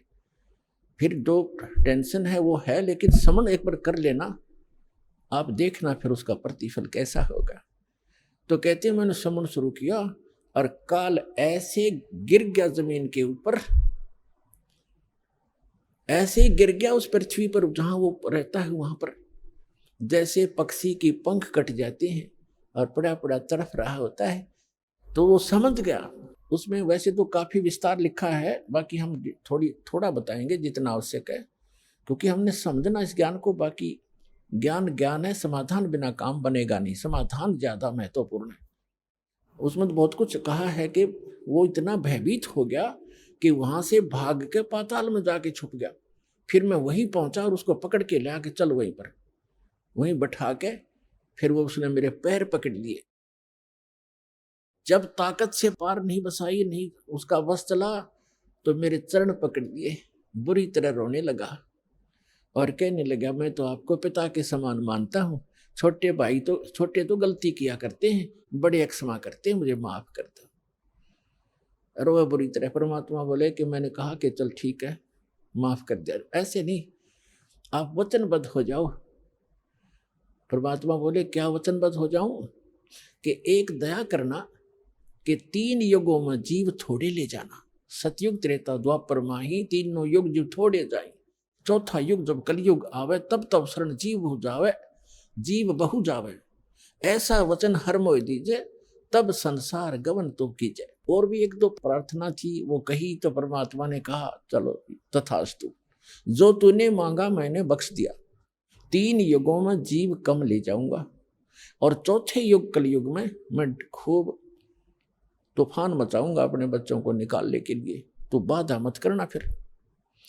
तो उसने कहा कि एक और प्रार्थना की उसने उसी समय कि जो आपका ज्ञान स्वीकार करे, आप जाओ और या आपका कोई संदेश वाहक आवे कि जो भी मानव परमात्मा का इच्छुक स्त्री या पुरुष आपका ज्ञान स्वीकार करे, वो आपका और हमारा ज्ञान काल के दूतों का, इन मंडलेश्वरों और आचार्यों का जो ज्ञान ग्रहण करे, उसको आप बाई फोर्स ना लेना, ये दया करना, बलपूर्वक ना ले जाना। ये तो परमात्मा को पता था, बलपूर्वक ले जाएगा कोई टिकेगा वहां पर। कहते परमात्मा यहाँ तो कहते हम मोहम्मद को वहां ले गयो, इच्छा रूपी वहां नहीं रहो, उल्ट मोहम्मद मैल पठाया, गुज बीरज एक कलमा लाया, रोजा बंग नमाज दे रे, बिस्मिल की नहीं बात कही रे। हजरत मोहम्मद जी को लेकर गए थे, लेकिन उसकी इच्छा यहाँ से हटी नहीं थी, क्योंकि यहाँ उसके बहुत घने अनुयायी बन गए थे और उनको ज्ञान संपूर्ण समझ में नहीं आया था। तो कहते परमात्मा को मालूम था कि बलपूर्वक कैसे ये वहां रुक जाएंगे, ये पहले वहीं ना रहा करते, गड्ढा करते, आप बड़े यहाँ पर इस गंदे लोक में, यहाँ से। तो उसने कहा कि ठीक है, परमात्मा ने कहा ठीक है, जो मेरा ज्ञान ग्रहण करे वो मेरा, ताकि निकट काल मत आना, कि जिसने लिया मेरा परवाना, ताकि निकट काल मत जाना, कि मेरे जिसने मेरा ग्रहण कर लिया नाम, मेरा ज्ञान, उसके निकट तुम मत जाना। तो काल ने कहा था कि जो आपकी मर्यादा में रहेगा आपका, और मर्यादा तोड़ेगा तो मेरा ही है। वो तो अंडरस्टूड, इसमें कहने की जरूरत नहीं है फिर तो परमात्मा ने कहा ठीक है तथास्तु। जब परमात्मा ने ये सारा कुछ कह दिया और उसकी सारी स्वीकृति दे दी, तब एकदम रूप बदल गया और एकदम खड़ा हो गया। जोग जीत जाओ संसारा, जीव न माने कहा तुम्हारा, जीव तुम्हारा कहा न माने, हमरी ओढ़ हो बाद बखाने। मैंने उनको ऐसी उल्टी पट्टी पढ़ा दी कि सब मेरे ही ज्ञान को ग्रहण किए हुए हैं, और कलयुग में तो उनकी ऐसी हालत कर दूंगा कि किसी को भी भक्ति योग्य नहीं छोड़ूंगा। देवल धाम और तीर्थ पुजवाऊं, देव धाम इनकी पूजा करवाऊंगा, या विद जीवों को भरमाऊं। अपने आत्माओं, अभी परमात्मा का ज्ञान आपके ईव समझ में आवेगा। आज जो दास आपको समझाना चाहता है कि जैसे आज सबसे ताजा दुर्घटना और सबसे भयंकर आज तक की इन तीर्थ यात्रियों के लिए ये है कि केदारनाथ के दर्शनार्थ गए हुए इन बद्रीनाथ केदारनाथ के श्रद्धालुओं के ऊपर कितना कहर टूट गया, परिवार के परिवार नष्ट हो गए। इसलिए ये ज्ञान आज आपके समक्ष करना अनिवार्य हो गया, और अब ये सबको स्वीकार्य होगा। दास बहुत वर्षों से देख रहा है, कोई अमरनाथ पर जाते हुए कभी 2000 कभी 1500 बर्फानी तूफान के अंदर बहुत से मरते सुने गए। एक बार हरिद्वार के अंदर वो नीलकंठ के जो मंदिर है उसके ऊपर एक पहाड़ का टुकड़ा टूट के गिर गया, वहाँ सारे मारे गए, वो नीलकंठ भी टूट गया। फिर वो टुकड़ा पत्थर का टुकड़ा जो भारी पहाड़ा पहाड़ था, पत्थर बहुत भारी, उस रास्ते में लुढ़कना शुरू हो गया, जिससे यात्री ऊपर चढ़ रहे थे ऐसे ऐसे, और उधर से वो लुढ़कना शुरू हो गया, पीस दिए वहां से लेकर नीचे तक। और फिर वहां एक लक्ष्मण झूला है, गंगा के ऊपर एक पुल बना हुआ है, लोग कुछ जा रहे थे, फिर वहां से सुनकर कुछ बचे हुए, कोई इधर भाग रहा था, कोई इधर भाग रहा था, कोई पुल को पार करने की चेष्टा वापस कर रहा था। तो भीड़ में भगदड़ मच गई, और वापस भागने वाले कह रहे थे, किसी ने बताया कि पहाड़ टूट गया। तो वापस पुल पर भागने वालों ने सुन लिया कि पुल टूट गया जिस पर तुम फंसे हुए हो।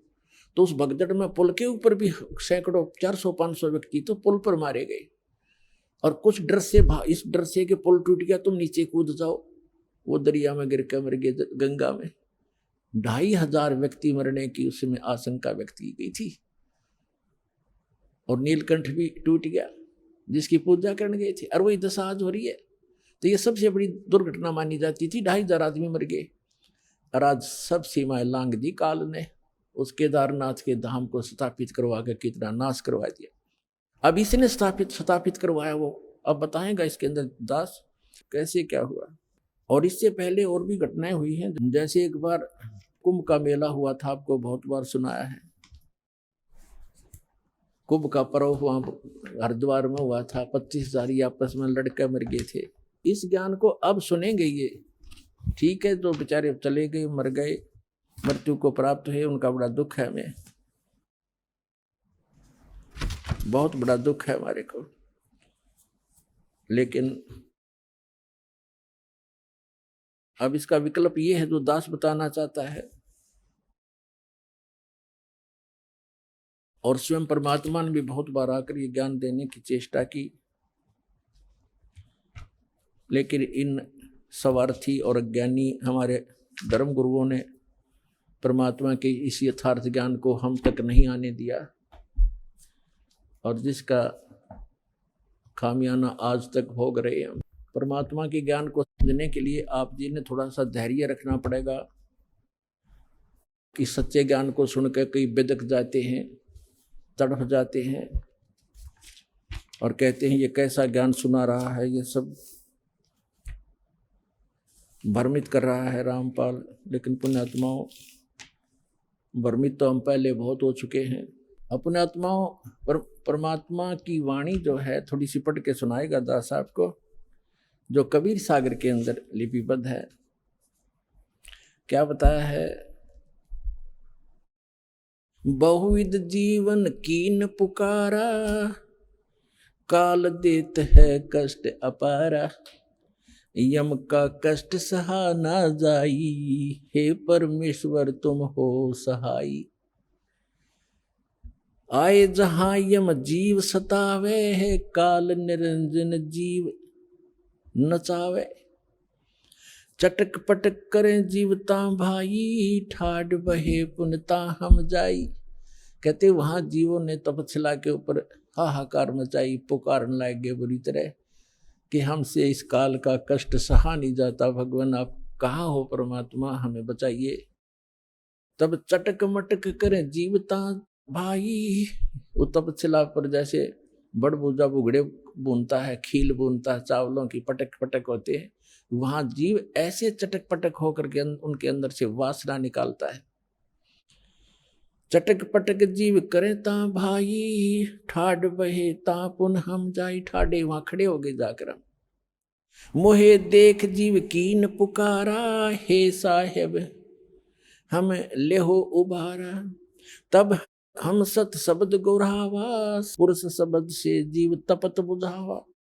यम से छुड़ा ले वो तुम स्वामी, दया करो प्रभु अंतर्यामी। हमको काल से छुड़ा लो मेरे दाता, हे दाता हम पर दया करो।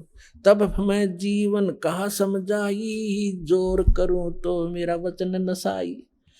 इसने वचन लिया था कि जबरदस्ती करके बलपूर्वक ना ले जाना जीवों को।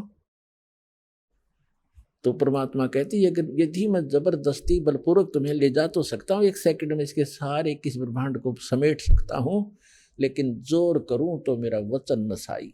जब तुम जाए धरो जग नर देहा, तब तुम करियो शब्द स्नेहा। पुरुष नाम सुमरण सैदाना, बीरा सार गहो परवाना। मेरा ये 2 सार नाम प्राप्त कर लेना, इतना धैर्य रखना, उस ज्ञान को सुनना। दे दरो सत शब्द समाई, तब हम सतलोक ले जाई। मानव शरीर प्राप्त करके जब तुम ये सत शब्द सतनाम प्राप्त करोगे, तब मैं तुम्हें सतलोक ले जाऊंगा। जहां आशा ता बासा होई, मन कर्म वचन सुमरियो सोई। जहां आशा तहां बासा हुई। जैसे आप अंतिम समय में इस दृढ़ ज्ञान के आधार से इस भक्ति तो कर ही रहे हो, आप भक्ति का धन तो आपका संग्रहित हो ही रहा है। अब जैसे एक व्यक्ति बता रहा था कि मैं मेरी जो थी पेंशन नहीं मिल रही थी मुझे, और वो गलती से डिपॉजिट हो ही रही थी, वो किसी मिसलेनियस में जाती रही, 6 महीने की इकट्ठी होगी। मैं सोचूं मेरे कुछ मिल नहीं रहा, फिर एप्लीकेशन लगाई तो वो सारी इकट्ठी आकर मिल गई। तो पुण्यात्माओं ऐसी ही है, आपको पता भी नहीं लग रहा है कि आप क्या कर रहे हैं और आपकी कैसी संगृत हो रही है कमाई, तो ये आपको ना दिखाई दे रही तो भी ये संगृत हो ही रही है। लेकिन अंत में यदि आपका दिल यहां से नहीं हटा की तक संपत्ति, बेटा बेटी में, कार कोठी में आपकी आस्था रहेगी तो दोबारा यही रह जाओगे। ठीक है, यहाँ आप बहुत बड़े बड़े बड़े जिसको आप सुख मानते हो वो डले फिर ढोना शुरू कर दोगे। क्या करोगे? शिवलोक में जाओगे, क्योंकि आपको शिव जी का मंत्र दिया जाता है जो अमोघ मंत्र है, जिससे ये प्रभावित होते हैं। जैसे बहुत बार बताया है, ये अन्य मंत्रों से कोई लाभ नहीं होगा, जो यथार्थ मंत्रों से ही ये लाभ मिलता है। जैसे एक भैंसा होता है और उसको कोई भैंसा भैंसा करता रहे, वो कोई प्रवाह नहीं करता, वैसा है, और हम बोल भी रहे हैं, और उसको एक बार एक विशेष शब्द है उसको करते हुर्र, वो एकदम ऐसे देखता है और चारों तरफ सतर्क हो जाता है। वो अट्रैक्शन है उसके ऊपर, उसके विवश है, वो वश है उसके। ऐसे ये मंत्र जो दास आपको देता है, इन मंत्रों से आपको लाभ होगा। तो शिवलोक में चले जाओगे, शिव जी की सत साधना कर रहे हो, विष्णु जी की साधना करो, विष्णु लोक में चले जाओगे। यदि यहीं रहेगी तो ऐसे अन्य देवताओं की समझो। ब्रह्मलोक की साधना भी आप कर रहे हो, ब्रह्म की, वहां चले जाओगे ब्रह्मलोक में। और फिर हजारों युगों के बाद सारी पुण्य कमाई खत्म करके फिर पटकेगा आपको पृथ्वी पर। यहाँ राजा भी बन जाओगे, रानी भी बन जाओगे, और फिर चारों खानी में जाओगे, गधे और गधी भी बन जाओगे। वह पूंजी नाश होने पर बैटरी डिस्चार्ज हो जाएगी और फिर आप इसी सत्र में आ जाओगे जो आज खड़े हो। कितनी बार आप इन उन सतिथियों को प्राप्त कर सके हो। कोट जन्म तन भरमत होगे, कुछ ना हाथ लग्या रे, कुकर सुकर खरवा बोरे, कौआ हंस बुगारे। कोटि जन्म तू राजा की, ना मिटी न मन की आशा, भिक्षुक होके दर दर घूम्या, ये मिला न निर्गुण रासा। इंद्र कुबेर ईश की पदवी, ब्रह्मा वन दुर्मराया, विष्णुनाथ के पुर को जाके फिर भी वापस आया। असंग जन्म तन मरत्या होगे, जीवित क्यों न मरे रे, द्वादश धर्म दुमल मुठ बोरे, बहुर न दे धरे रे। दो जग बिस्त सभी ते देखे, राजपाट के रसिया, तीन लोक से तरपत नाही, ये मन भोगी खसिया। सतगुर मिले तो इच्छा मेटे, पद मिल पदे समाना, चल हंसा उस लोक पठाऊं, जो आदि अमर अस्थाना। वहां क्या सुख है? चार मुक्ति जहां चंपी करती, माया होरी दासी, दास गरीब अभय पद पर से, वो मिले राम अविनाशी। तो क्या बताते हैं फिर तुम? यहां परमात्मा कह रहे हैं, जहां आशा ता बासा होई, मन कर्म वचन सुमरियो सोई। जहां आशा होगी अंत समय में, जैसे गीता अध्याय नंबर 8 के श्लोक नंबर 6 में कहा है कि जहां जिस भाव से भावित व्यक्ति अंत समय में रहता है, उसी भाव को, उसी इष्ट को प्राप्त हो जाता है। तो आपको ज्ञान इसलिए दिया जाता है, रह रहकर आपको पढ़ाया जाता है, तोते की तरह रटाया जा रहा है। जैसे बच्चों को स्कूल में शिक्षा दी जाती है, वो शिक्षा उनका आधार आजीवन रहता है। इसी प्रकार आपको ये ज्ञान दिया जाता है, तो अंत समय में ये ज्ञान याद रहना चाहिए आपके। फिर परमात्मा यहाँ तक दयालु है। अब इनकी दयालुता का हम कोई शब्दों में उनको बता नहीं सकते। क्या कहते हैं? यदि तुम गलती कर भी गए, ऐसे रह गए यहाँ पर, धक्के तुमने खाने पड़ेंगे। और ये 100 अरसर जो पिछली पीढ़ी का यू हाथ से निकल गया, फिर तो पछताना ही पड़ेगा। फिर भी कितने दयालु हैं, आपके पुण्य बचा देंगे। शिव मंडल ब्रह्मापुरी, चाहे विष्णु लोक में हो, हमरे गुण भूले नहीं तो आन छुटाऊं। तो आप इस ज्ञान के आधार से, कौन से ज्ञान के आधार से? कि यहाँ के लोक में कोई भी सुख अच्छा नहीं है। किसी भी लोक में हम गए हैं, वहाँ इनके रेस्टोरेंट हैं, ये ठेकेदार हैं, हमारी ही पूंजी का 10% की, 15% की, 20-25% ये लेते हैं और अपना गुजारा चला रहे हैं। पुण्य तुम्हारे होते, उन पुण्यों से ये अपना गुजारा करें। ये तो कंट्रैक्टर हैं यहाँ के सभी देव ब्रह्म तक। तो वहां आप चले जाओगे, आपको वहां जाकर भी पता लग गया कि विष्णु लोक या ब्रह्मा लोक में जहां आप रह रहे हो कि ये तो हम अपने पूंजी नाश करने आ गए, गुरुजी ऐसे बताते थे, भगवान का दिए ज्ञान को हमने गलती कर दी। वहां भी तरफ से रोगे तो कहते वहां भी पहुंच जाऊंगा मैं और आपको छुटवा के लाऊंगा कि छोड़ो इसको, ये गलती से आ गया। लेकिन ये मोक्ष समय हाथ से निकल चुका होगा, लेकिन इस दौरान कोई गलती बन गई तो दयालु आपको फिर पुनः यहां जन्म दे देगा, वो तो अलग बात है। लेकिन फिर बढ़ा दिया समय और वो जन्म मनमाना हो जाए नाइजीरिया में और वहां का बन जाए राष्ट्रपति के ऊपर खूब कर ही रहे हो या भक्ति सत कर रहे हो आप, और वहां भगवान फिर समझाने की चेष्टा करेगा आपको। वहां कौन समझा, राष्ट्रपति प्रधानमंत्री को समझा के देखो यो ज्ञान, उनके पास टाइम ही नहीं है। तो पुण्यात्माओं काल के बहुत भयंकर जाल है काल का, इसको समझना पड़ेगा, अपने सतर्क रहना पड़ेगा। तो यहाँ क्या बताते हैं, झा आसा ताबा सा होई मन कर्म वचन सुमरियो सोई, उन जीवों को बता रहे भगवान। कह जीव सुन पुरुष पुराना, नर देह धरो बिसरो नहीं ज्ञान। अब वहां तो कह जी हमने देख लिया, सारा जाल समझ में आ गया। हे पुराना पुरुष, आदि पुरुष, आदि परमेश्वर, हे सनातन परमात्मा, हे असली भगवान, हे रियल गॉड। वो जीव तपस्या पर बैठे बैठे जो भगवान की दया से उनकी तपत बंद होगी, जलन नहीं रही, उनको पीड़ा नहीं हो रही थी, जब बोल रहे हैं कि अब के चले गए ना मनुष्य जीवन पा गया, तो जो ज्ञान भूलेंगे नहीं हम। और काल पहला काम यही करे, यहाँ ते सबसे पहले ज्ञान बुलाता, तू कौन था, कहां से आया था, खत्म कर देता है तीनों गुणों के प्रभाव से। सुखदेव ऋषि को ये ज्ञान था, उसने 12 वर्ष तक गर्भ से बाहर नहीं आके जाते बिजली गिरती, हम बुद्धि भ्रष्ट हो जाती है इन तीनों गुणों के प्रभाव से। तब इसने तीनों देवताओं ने, ब्रह्मा विष्णु महेश ने जाकर इससे कहा था, व्यास की पत्नी की गर्भ में था, ये कहा था ऋषि बाहर आ जा भाई, 12-12 वर्ष बहनें माताएं बच्चों को पेट में रखेंगी तो वो दुखी हो जाएंगी, हमारी व्यवस्था चेंज ना करे तो। तब इसने कहा था कि मैं तब आऊंगा जब तुम अपनी माया रोक लोगे। तो ये कहने लगे हम ज्यादा समय तक इसको रोक नहीं सकते, हमारा शरीर फट जाएगा, हम इतनी देर रोक सकते, इतनी देर। तो उन्होंने बोला तुम इतनी देर ही रोक लो। कहते तीनों देवा थम्बी माया, गर्भ उधर से बाहर आया, तुरंत 1 सेकंड के अंदर बाहर आ गए, सेकंड के भी कुछ हिंस में। तो कहने का भाव ये है कि उस समय आया ये जिसमें उन्होंने अपनी थोड़ी सी, इतने से ज्यादा ये रोक नहीं पाते, और फिर उसको सचेत रहा कि भक्ति करनी चाहिए, मनुष्य जीवन बार बार नहीं मिलता। अपने पिताजी को भी दर्शन भी नहीं दिए, ना उसके करे व्यास जी के पुत्र के व्यास टेरा। और तो कहता है एक लेवा एक देवा दूतम, वेद व्यास जी ने कहा बेटा चेहरा तो दिखा दे तेरा, 12 वर्ष तक बाट इंतजार की कि बेटा होगा दर्शन करो।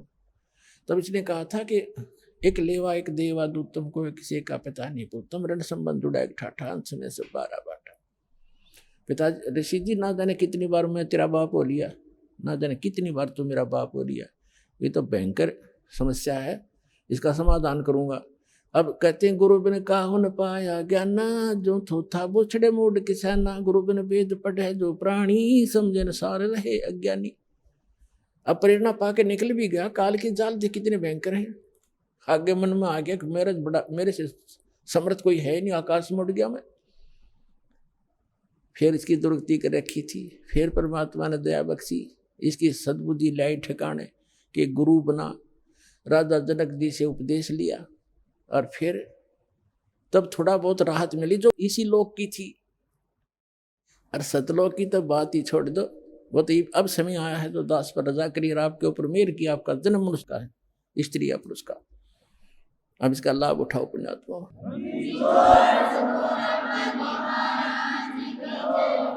तो क्या कहते हैं, कहे जीव सुन पुरुष पुराना, नर देह पा बिसरो नहीं ज्ञाना। हे परमात्मा, हे आदि पुरुष, हे पुराना पुरुष, सुन लो, अब मनुष्य जीवन पा करके हम कभी भी परमात्मा की सत्य भक्ति और ये ज्ञान नहीं भूलेंगे, हम भ्रमित नहीं होंगे।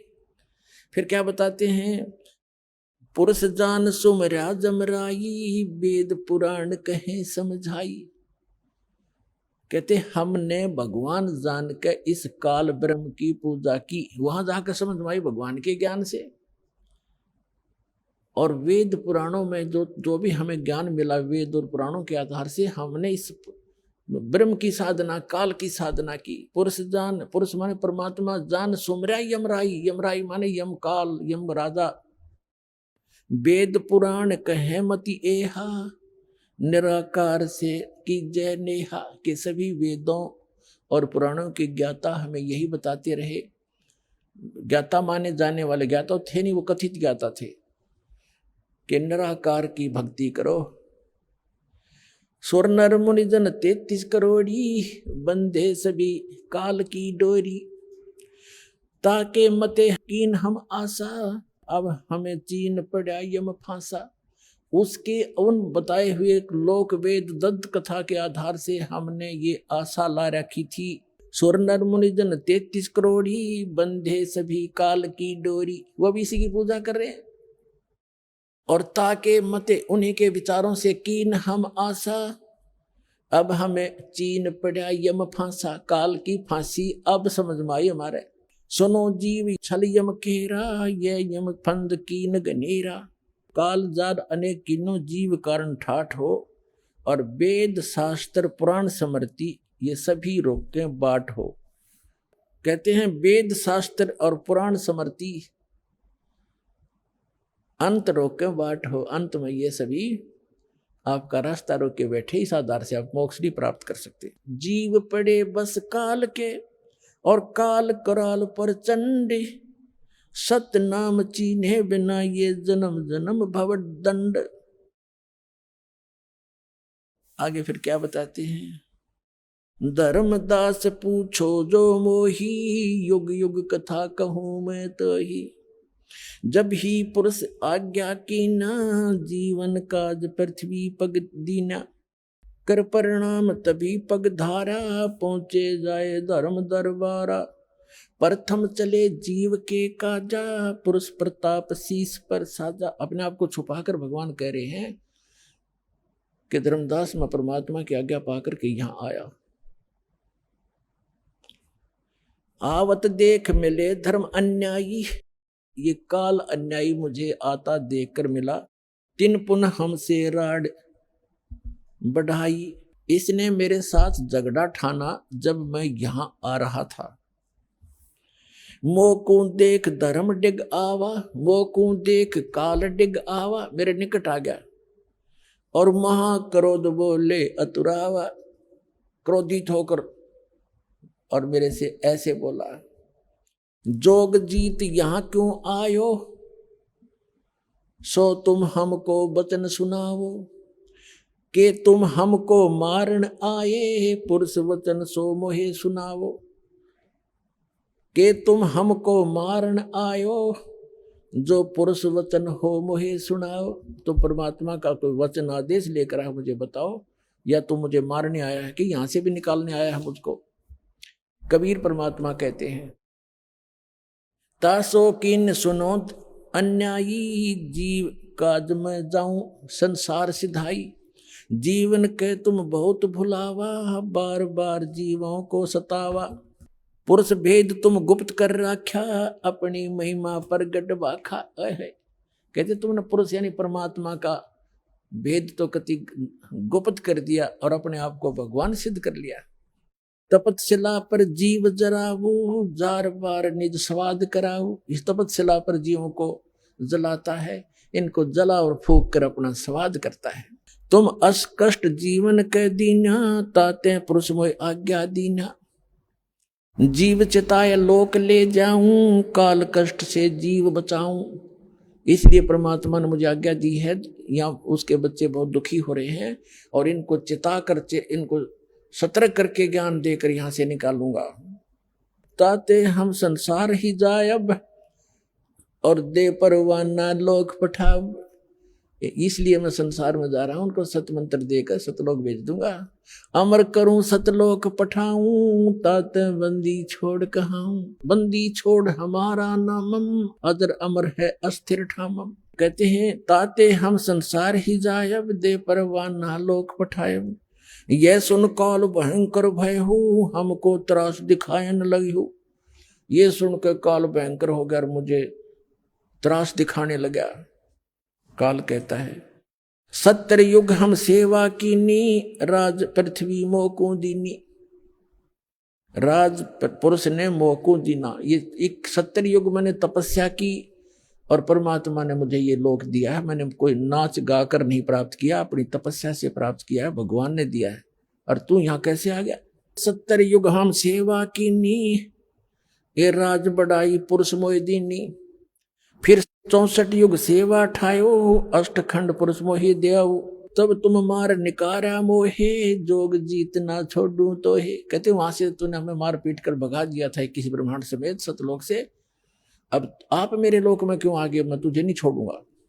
परमात्मा क्या कहते हैं कबीर साहब, तब हम कहो सुनो धर्मराया, हम तो मेरे डर नहीं डराया, तेरे डर से मुझे कोई डर नहीं है।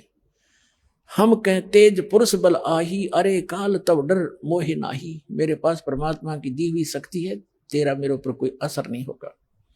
पुरुष प्रताप सुमरते ही बारा, शब्द अंग ते काल ही सारा। धर्मदास जी को कह रहे मैंने सिमरण किया परमात्मा के दिए हुए उस मंत्र का, और काल के अंग को कंडम कर दिया, उसके शरीर को कंडम कर दिया। तत्क्षण दृष्टि ताई पघेरा, श्याम लिलाट बह होते ही केरा। जब मैंने सिमरण किया ना, धर्मदास जी से कह रहे हैं परमात्मा कबीर जी कि मैंने सतनाम का और सौर नाम का सुमरण किया ना, काल का असली चेहरा सामने आ गया। काला शरीर, ओछा माथा, टेढ़ा सा माथा इसका, भयंकर सा। कैसे तत्क्षण दृष्टि ता पर हेरा, श्याम लिलाट बहोती केरा।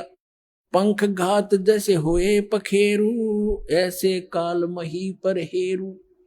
जैसे पक्षी की पंख कट जाती हैं, ऐसे वो काल पृथ्वी के ऊपर गिर गया। और करे क्रोध कुछ नहीं बसाई, तब पुन परे चरण अंतर आई।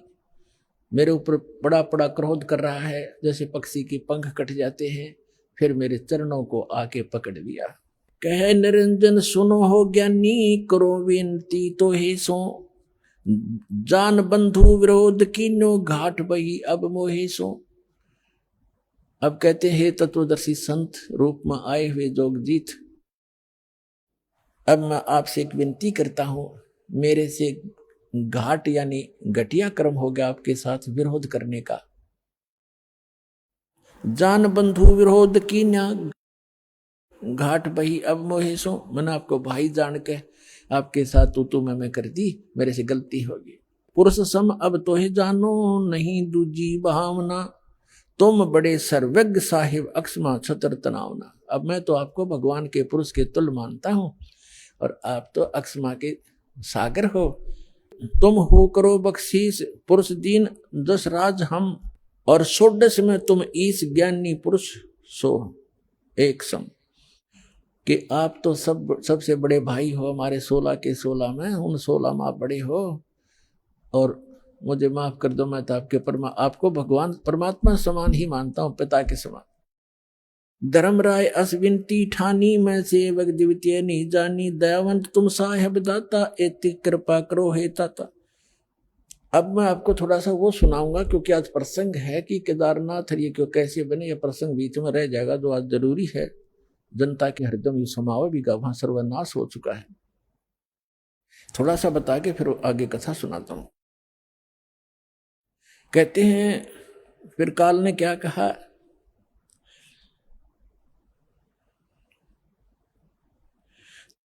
सतयुग त्रेता द्वापर माही, तीनों युग जीव थोड़े जाई। चौथा युग जब कल युग आवे, तब तो शरण जीव बहु जावे। ऐसा वचन हर मोह दीजे, तब संसार गमन तुम कीजे। कबीर साहब परमात्मा कहते हैं, बिनती तोर लीनी में जानी, मोह के उठगे काल अभिमानी। जस विनती तुम मोह संग कीनी, सो हम बख्श मैं तो हे दीनी। चौथा युग जब कल युग आवे, तब हम अपना अंश पठावे। चौथा युग जब कलयुग होगा, कहते हैं वहां अपना अंश भेजेंगे। ये दास भेज रखा पुण्यात्मा, आज ये याद रख लियो, जब थोड़ी सी भी समझ में आ जाए।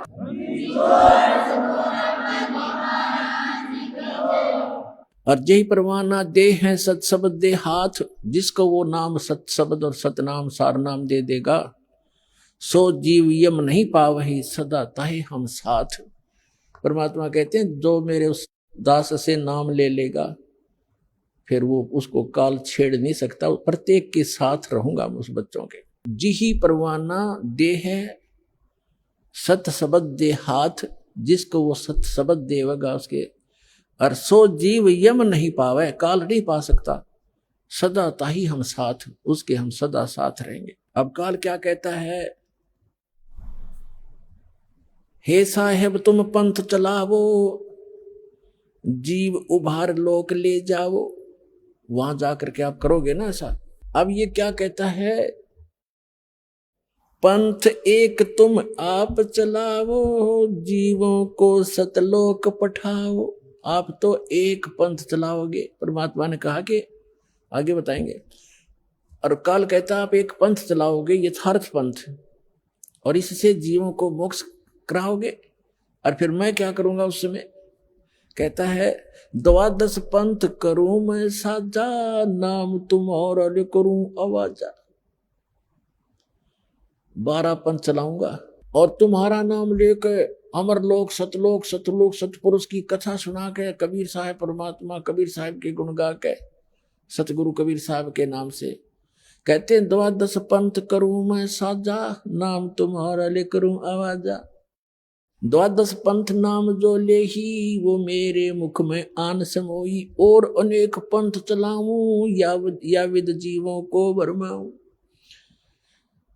अब कहते हैं परमात्मा को कहता है काल कि 12 पंथ तेरे नाम से चलाऊंगा। जैसे गरीबदास साहिब जी तक आपको कबीर सागर कबीर वाणी में दिखाया बहुत बार, आज इनमें भी दिखाएंगे सत्संग के दौरान।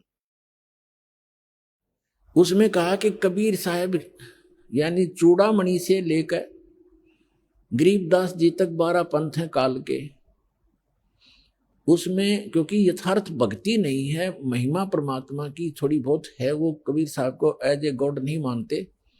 लेकिन गरीबदास जी जो थे वो पुण्यात्मा थी, उनको परमात्मा ने यथार्थ ज्ञान दिया था। उन्होंने अपने आंखों देखा एक कबीर एक गरीबदास ग्रंथ बनाया है, तो उनको आदेश था कि अभी किसी को ये बताना नहीं यथार्थ मंत्र। लिख जरूर दिया, लिख रखा उन्होंने, और ज्ञान भी सारा लिख रखा है, पर वो कहीं कहीं टुकड़ों में लिख रखा है। जैसे स्पेयर पार्ट्स की दुकान होती है, उसमें सारे मोटर के पार्ट होते हैं गाड़ी के। अब कोई कहीं रखा कहीं रखो, तो अपनी सुविधा अनुसार इंजीनियर ही उनको उठा उठा कर गाड़ी बना सकता है, अनजान को कुछ कर ही नहीं सकता। सारा सामान रखा है, तो ये दास इंजीनियर बना के भेज दिया, राम नाम की गाड़ी बना दी आपके लिए। इन सदग्रंथों रूपी जेन्युइन जनरल स्टोर से इन पार्ट्स को उठा उठा के वो वास्तविक गाड़ी जो बनती है राम नाम की, वो बना दिया आपके लिए। अब क्या बताते हैं, कहते हैं द्वादश पंथ करूं मैं साजा, नाम तुम्हारा ले करूं आवाजा। द्वादश यम संसार पठाऊं, नाम तुम्हारे पंथ चलाऊं। ये 12 काल के अपने दूत भेजूंगा, इनके मुखिया होंगे। जैसे राधा स्वामी पंथ का मुखिया शिवदयाल जी था, इसका इनका कोई गुरु नहीं, सिर पैर नहीं कोई ज्ञान का। सतलोक और सतपुरुष की महिमा गावे, इसको ये नहीं मालूम सतनाम किसे कहते हैं, सतपुरुष किसे कहते हैं, सतसार शब्द क्या है और सतलोक क्या है, एटबट कर रखी है उसमें। और फिर भी उनके पीछे बॉडी आत्मा चिपके बैठे है। तेरे की धिक्कार है ऐसे ज्ञान को, ऐसी बुद्धि को, ऐसे संत को। वो काल के दूत थे, और उससे ये धनधर सतगुरु सच्चा सौदा जय गुरुदेव और ये सारी ब्रांच निकली हुई हैं। सच्चा सौदा सिरसा, जगमाल वाली, जनोद भिवाड़ी वाला, ताराचंद का चलाया हुआ, और ये ठाकुर सिंह का, ये सारा इसी काल के दूतों के चलाया हुआ है। तो यहाँ कहता है द्वादश यम संसार पठाऊं, द्वादश यम संसार पठाऊं, नाम तुम्हारा यानी सतलोक अमरलोक लेकर पंथ चलाऊं। प्रथम दूत मम प्रगट जाई, पीछे अंश तुम्हारा आई। काल क्या कहता है कि पहले मैं अपने दूत भेज दूंगा। परमात्मा ने कहा कि जब यू कलयुग बीचा 5500 पाचा, तब ये वचन मेरा होगा साचा, तब मैं अपना अंश पठाऊं और सब जीवों को सतमार्ग दिखाऊं। तो इसने कहा कि जब 5500 वर्ष बीतेगा ना कलयुग, उससे पहले हम अपने सारे भेज दूंगा और सबको भ्रमित कर देंगे। कोई देवता पे, कोई देवी पे, कोई तेरे ही महिमा सतलोक अमरपुर का के झूठी कथा सुना के गलत नाम दे करके मेरे जाल में फंसाए रखेंगे। क्या कहते हैं, प्रथम प्रथम दूत मम प्रगट जाई, पीछे अंश तुम्हारा आई। पहले मेरे काल के दूत जाकर सबको भ्रमित कर देंगे और पीछे से तेरा अंश आवेगा, उसकी कोई नहीं सुनेगा। या विद जीवों को भरमाऊं, पुरुष नाम जीवन समझाऊं। द्वादश पंथ नाम जो ले ही, सो हमरे मुख आन समोई। कहा तुम्हारा जीवन माने, हमरी और वो बात बखाने। और अनेक पंथ चलाऊं, या विद उनसे भ्रमित ज्ञान फैलाऊं। मैं दृढ़ फंदा रची बनाई, जा मैं जीव रहे उलझाई। देवल देव पाषाण पुजाई। देवल मंदिर और देवी देवता और पाषाण माने पत्थर की पूजा कराऊं।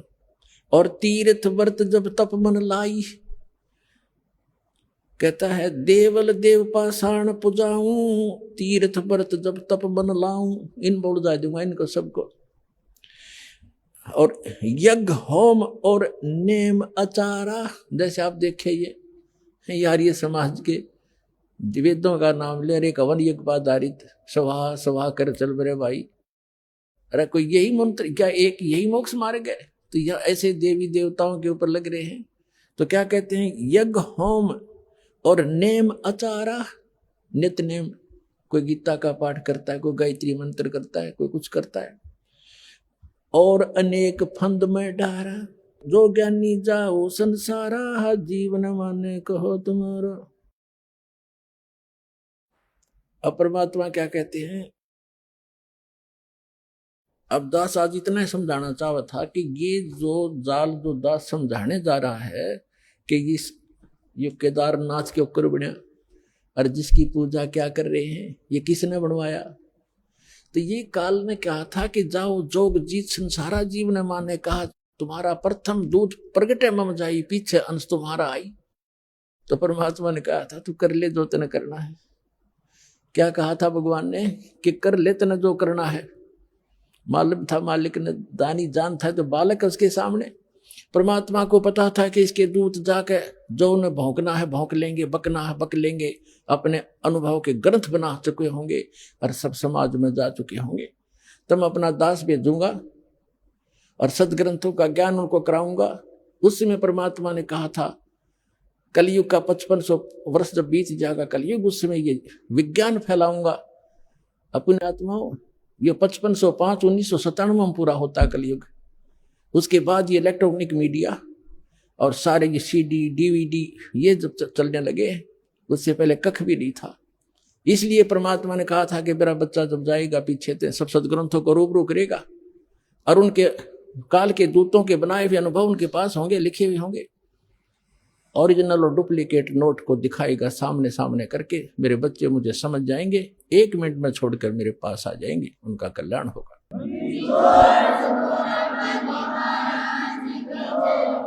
अब इसने क्या जुल्म कर रखा है, जैसे दास ने बताया।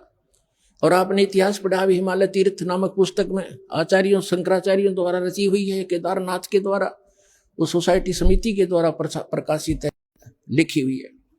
इसमें कहा कि एक नर और नारायण नाम के 2 भगत थे और वो तपस्या कर रहे थे शिव जी की। वो करें किसकी थे, कर ही रहे थे, भक्ति आके खड़ा हो गया। यूं काल आ गया शिव रूप धारण करके और उनके मन में प्रेरणा कर दी।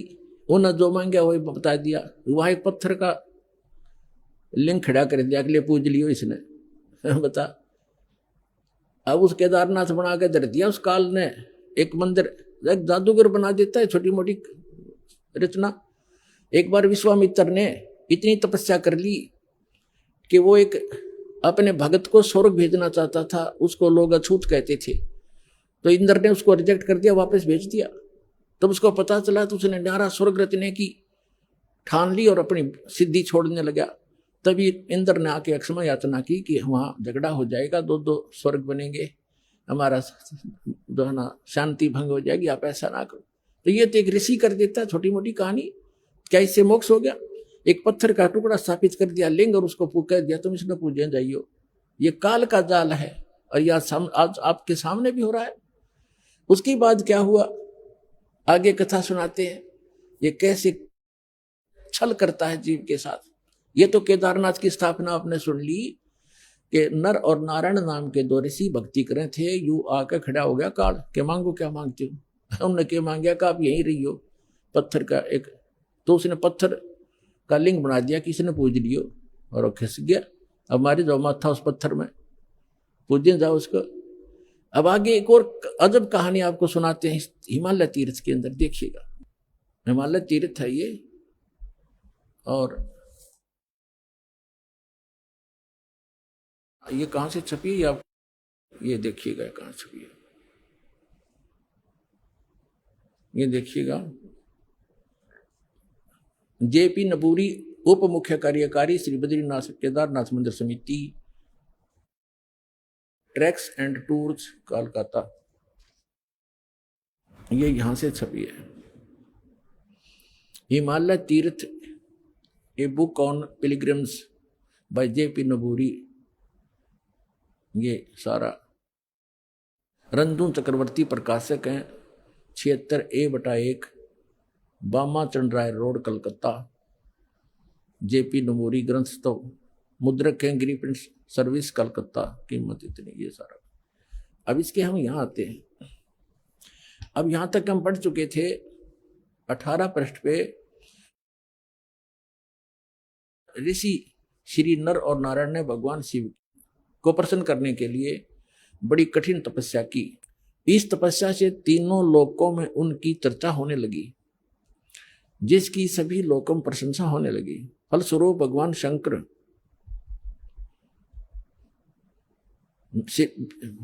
शंकर भी नर नारायण की तपस्या से प्रसन्न हुए और उन्हें प्रत्यक्ष प्रकट होकर ऋषियों को दर्शन दिए।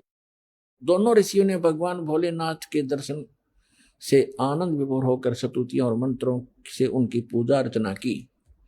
भगवान शिव ने अत्यंत प्रसन्न होकर उनसे वर मांगने को कहा, तो भगवान शंकर की यह बात सुनकर उन दोनों ऋषियों ने देवादिदेव महादेव से प्रार्थना की, हे प्रभु, यदि आप प्रसन्न हैं और वर देना चाहते हैं तो अपने इसी स्वरूप में जगत कल्याण एवं हमारी पूजा प्राप्त करने हेतु यहाँ सचित होवें, ताकि जगत का महान उपकार एवं भक्तों को मनोरथ आपके दर्शनों से परिपूर्ण हो।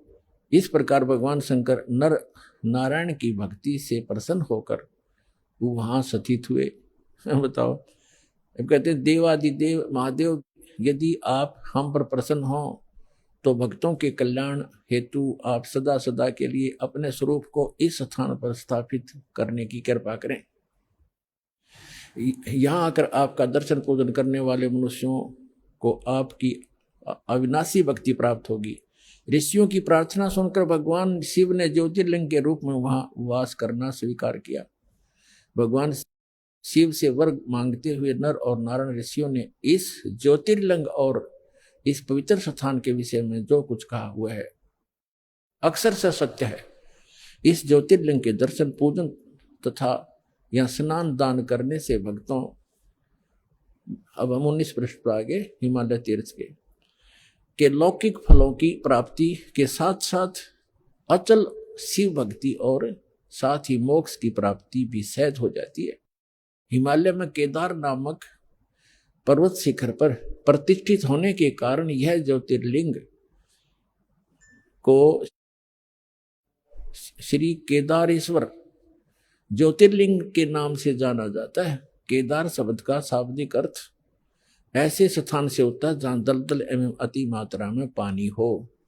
अब केदार क्षेत्र में यही स्थिति है, क्योंकि भगवान शंकर जलधारा प्रिय हैं। नर और नारायण ऋषियों के पश्चात अन्य ऋषि मुनि व भक्तों द्वारा यह ज्योतिर्लिंग पूजित रहा। तत्पश्चात महाभारत काल में पांडव गोत्र हत्या अर्थात महाभारत युद्ध में अपने भाई बंधुओं आदि की हत्या के पाप से मुक्ति हेतु यहाँ पर देवादिदेव महादेव की आराधना की गई। ये काल क्या करता है, कैसे छल किया उसने, उनके अंदर यह प्रेरणा भर दी, क्योंकि इसके रिमोट में है कि आप यहाँ स्थापित हों। उसने एक पत्थर धर दिया लिंग, पत्थर का टुकड़ा कि इसने पूज लिया करियो। काल कह रहा मैं ऐसे भ्रमित करूंगा इन सभी को। और इसमें यह भी प्रमाण दिया है कि वहां उसके दर्शन करने जाने वालों को लौकिक भी लाभ होगा इस लोक का, और उनकी जो है उनको मोक्ष भी सहज प्राप्ति हो जाएगी। अब ये 15-20 हजार ने तो होगी मोक्ष प्राप्ति, वो मर गए बेचारे दब के दलदल में। तो पुण्यात्मा अब भी इतने जबरदस्त ठोकर लगी है मानव के, अब भी आंखें नहीं खुलेंगी तो आपने भांग घनी पी रखी है काल की। परमात्मा कहते हैं कबीर ये माया अटपटी, सब गठान अड़ी, और किस किस को समझाऊं या कुएं भांग पड़ी। अब उसके बाद क्या बताते हैं कि और भी वहां पूज्य स्थान है कि एक समय जैसे काल ने गीता ज्ञान देते समय श्री कृष्ण में प्रवेश करके कहा था कि अर्जुन तेरे दोनों हाथों में लड्डू, यदि युद्ध में मारा गया तो स्वर्ग जाएगा, और यदि युद्ध में जीत गया तो पृथ्वी का राज भोगेगा, आनंद करेगा, और तुझे कोई पाप नहीं लगेगा, मैंने सब मार रखे हैं, तू हो युद्ध के लिए खड़ा। उसको डरा धमका भयंकर रूप दिखा, तैयार कर लिया युद्ध के लिए। जब सारा महाभारत का नाश हो लिया, 18 करोड़ व्यक्ति मर गए लड़के कट के, और फिर युधिष्ठिर को बुरे बुरे सोपन दिखाई देने लगे। फिर श्री कृष्ण जी के उनके धार्मिक गुरु भी थे। दूसरे अध्याय के 7वें श्लोक में अर्जुन स्वयं स्वीकार करता, आप हमारे गुरु हो, मैं आपकी शरण हूं, हमें जो ज्ञान यथार्थ ज्ञान हो गई बताइएगा। अब से जब श्री कृष्ण जी के अंदर काल नहीं था, जब दोबारा उनसे समाधान पूछने गए कि भाई कोई ऐसी क्यों, भाई की स्थिति क्यों होगी ऐसी, तब उन्होंने बताया कि तुमने जो महाभारत में, श्री कृष्ण जी ने बताया कि जो तुमने महाभारत में बंदूकघात किए थे, सेना मारी थी, वो दुख, वो पाप तुम्हें दुखी कर रहा, उसके लिए यज्ञ करो। और वो सारा कुछ कर लिया। फिर क्या कहा, जब श्री कृष्ण जी की भी मृत्यु होगी और अर्जुन उसे एक तीर मार दिया था एक शिकारी ने भगवान श्री कृष्ण के पैर में, तब ये सभी पांडव वहां गए। तब श्री कृष्ण जी ने कहा कि तुम मेरे शिष्य हो और मेरे रिलेटिव भी हो, मेरी एक बात सुन लेना कि तुम सभी जाकर के हिमालय में जाकर गल जाना, वहां तपस्या करना, जब तक अंत ना हो तुम्हारे शरीर का, तुम्हारे पाप नाश हो जाएंगे जो तुमने महाभारत में किए थे, बंदूकघात किया था।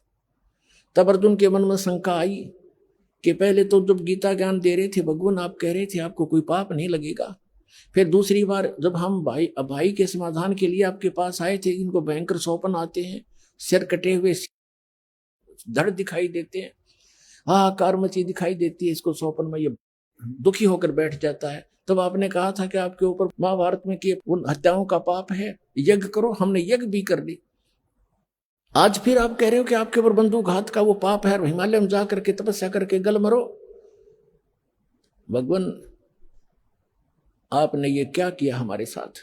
तब श्री कृष्ण जी ने कहा कि अर्जुन, ये सूक्ष्म वेद में लिखा है कि मुझे नहीं मालूम मैंने गीता ज्ञान देते समय क्या कहा था, लेकिन अब मैं जो बता रहा हूं ये करना पड़ेगा तुम्हें, और कोई विकल्प नहीं।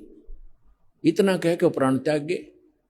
राज को अपने पोते को देकर परीक्षित को वो सारे के सारे वहां पहुंच गए जहां दास कथा दिखाने चाहता है। परमात्मा कहते हैं सूक्ष्म वेद में कि 5 पांडव गड़े हिमालय और 18 सोनी खा गया काल। 18 सोनी को खा गया काल। अरे 5 पांडव गड़े हिमालय, वहां जाके गड़ मरे हुए थे, और उन खा गया काल, पाप इनके सिर पर धर दिया, और देखा आगे जाके फिर इनका और नाश करवा दिया। वो क्या करवाया अब पढ़ के सुनाता हूं। ये हम पढ़ रहे हैं हिमालय तीर्थ पुस्तक, ये हिमालय तीर्थ पुस्तक इसके 18 पृष्ठ में हम पढ़ रहे हैं। आगे क्या किया थोड़ा मौखिक बता देता हूं, पहले मौखिक बताता हूं। ये क्या है ये प्रकरण, पहले मौखिक सुनाऊंगा, आसानी से समझ में आएगा तो पढ़ा जाएगा। इसमें क्या कहा है कि एक समय जब ये 5 पांडव और द्रौपदी सहित वहां और कुंती सहित हिमालय में तपस्या कर रहे थे, तो क्या किया कि ये भगवान शिव आगे एक दूध वाली भैंस का रूप बना के, और भीम ने देखा क्या अच्छी मोटी लेवटी वाली भैंस है और दूध वाली होगी, इसने पकड़ लिया, दूध दाद पी लिया करेंगे। वो उसकी तरफ भागा तो वो काल समा गया पृथ्वी में, समाते समाते उसका बैक पोर्शन रह गया, पिछला पिछला हिस्सा, कहते बली महाबली भीम ने पकड़ लिया नो चक्कस जबरदस्त और गाड़ दिए पंजे। बोला वही रुक गया वो, फिर वो पत्थर का बन गया। आकाशवाणी हुई कि इसकी पूजा किया करो। बता, भैंस के टट्टी पेशाब के पोर्शन की पूजा ला दिए फिर वह। तरह के जो, अब दिखाता हूं आपको, ये देखिएगा, ये हिमालय तीर्थ पुस्तक हम पढ़ रहे हैं और यहां हम 19 पृष्ठ पर आ गए। अब इसके हिमालय तीर्थ और 19 पृष्ठ पे हम यहां पढ़ते पढ़ते आ चुके थे। नर और नारायण ऋषि, यहां क्या लिखा है, इस ज्योतिर्लिंग के दर्शन पूजन तथा यहाँ स्नान दान करने से भक्तों के लौकिक फलों की प्राप्ति होती है। लौकिक फलों की प्राप्ति के साथ साथ जो अचल शिव भक्ति और साथ ही मोक्ष की प्राप्ति भी सहज हो जाती है। जैसे आई भोगी 20,000 लगभग 15,000 20,000 जैसे टीवी पर आ रहा था, और व्यक्ति वहां केदारनाथ मंदिर के आसपास मर गए, उसके हजारों तो उसके मंदिर के अंदर ही मर गए, और उसके परिसर में मंदिर का पता नहीं, एक वो शिवलिंग खड़ा है नो के बस उसको छू कर पानी उतर गया। तो शिवलिंग तो बच गया, बाकी सारे मर गए जो पुजारी थे। तो क्या कहते हैं कि वहां जाने वालों को मोक्ष भी सहज में प्राप्त हो जाता है और लौकिक सुख भी होते हैं। फिर गीता के ज्ञान देने की क्या आवश्यकता थी, गीता पढ़ने की क्या आवश्यकता थी, फिर वेदों की क्या आवश्यकता थी। अगर वहां ऐसे जाने से मोक्ष हो जाता है तो बहुत आसान। नहीं तो ये भ्रमित, ये फैलाया हुआ जाल है काल का। इसने पहले कहा था कि ऐसे भरमा दूंगा, देवल देव और पाषाण पुजाऊं, यह विद जीवों को भरमाऊं। जाओ जोग जीत संसारा, जीव न माने कहा तुम्हारा, जीव तुम्हारा कहा न माने। और हमारी ओढ़ हो बात बखाने, हमारे सज्ञान के आधार से वो एडवोकेट बन जाएंगे, वकील बनेंगे मेरे, और तुम्हारे साथ विवाद किया करेंगे, तुम झूठ बोलते हो। तो परमात्मा ने कहा था एक बार वो टाइम आने दे मेरा, और बिजली पिड्डी की जो ठीक मन रखी है उसने ठीक ना आने दे, फिर देखूंगा तेरे सारे ज्ञान और तेरे सारे समाधान फेल कर दूंगा, अपने बच्चों को अपना ज्ञान समझाऊंगा। अब जो दास आपको समझाना चाहता है, अब आगे इसमें एक और क्या पूज्य है वहां पर वो दिखाता हूं। ये देखिएगा, हिमालय तीर्थ 19 पृष्ठ पे हम पुस्तक पे आ गए हैं। ये क्या बताते हैं, इसी प्रसंग में पुराणों में एक कथा आती है, हम यहां फिर से पढ़ते हैं। तत्पश्चात महाभारत काल में पांडवों द्वारा गोत्र हत्या अर्थात महाभारत युद्ध में अपने भाई बंधुओं आदि की हत्या के पाप से मुक्ति हेतु यहाँ पर देवादिदेव महादेव की आराधना की पांडवों द्वारा की गई। इसी प्रसंग में पुराणों में एक कथा आती है। भगवान वेदव्यास जी की आज्ञा से पांडव केदार क्षेत्र में आए। भगवान महिष यानी भैंस का रूप धारण करके केदार अंचल में घूमन फिरन लग गया, विचरण करने लगे। भीम ने भगवान शिव को मायावी महिष के रूप में पहचान लिया।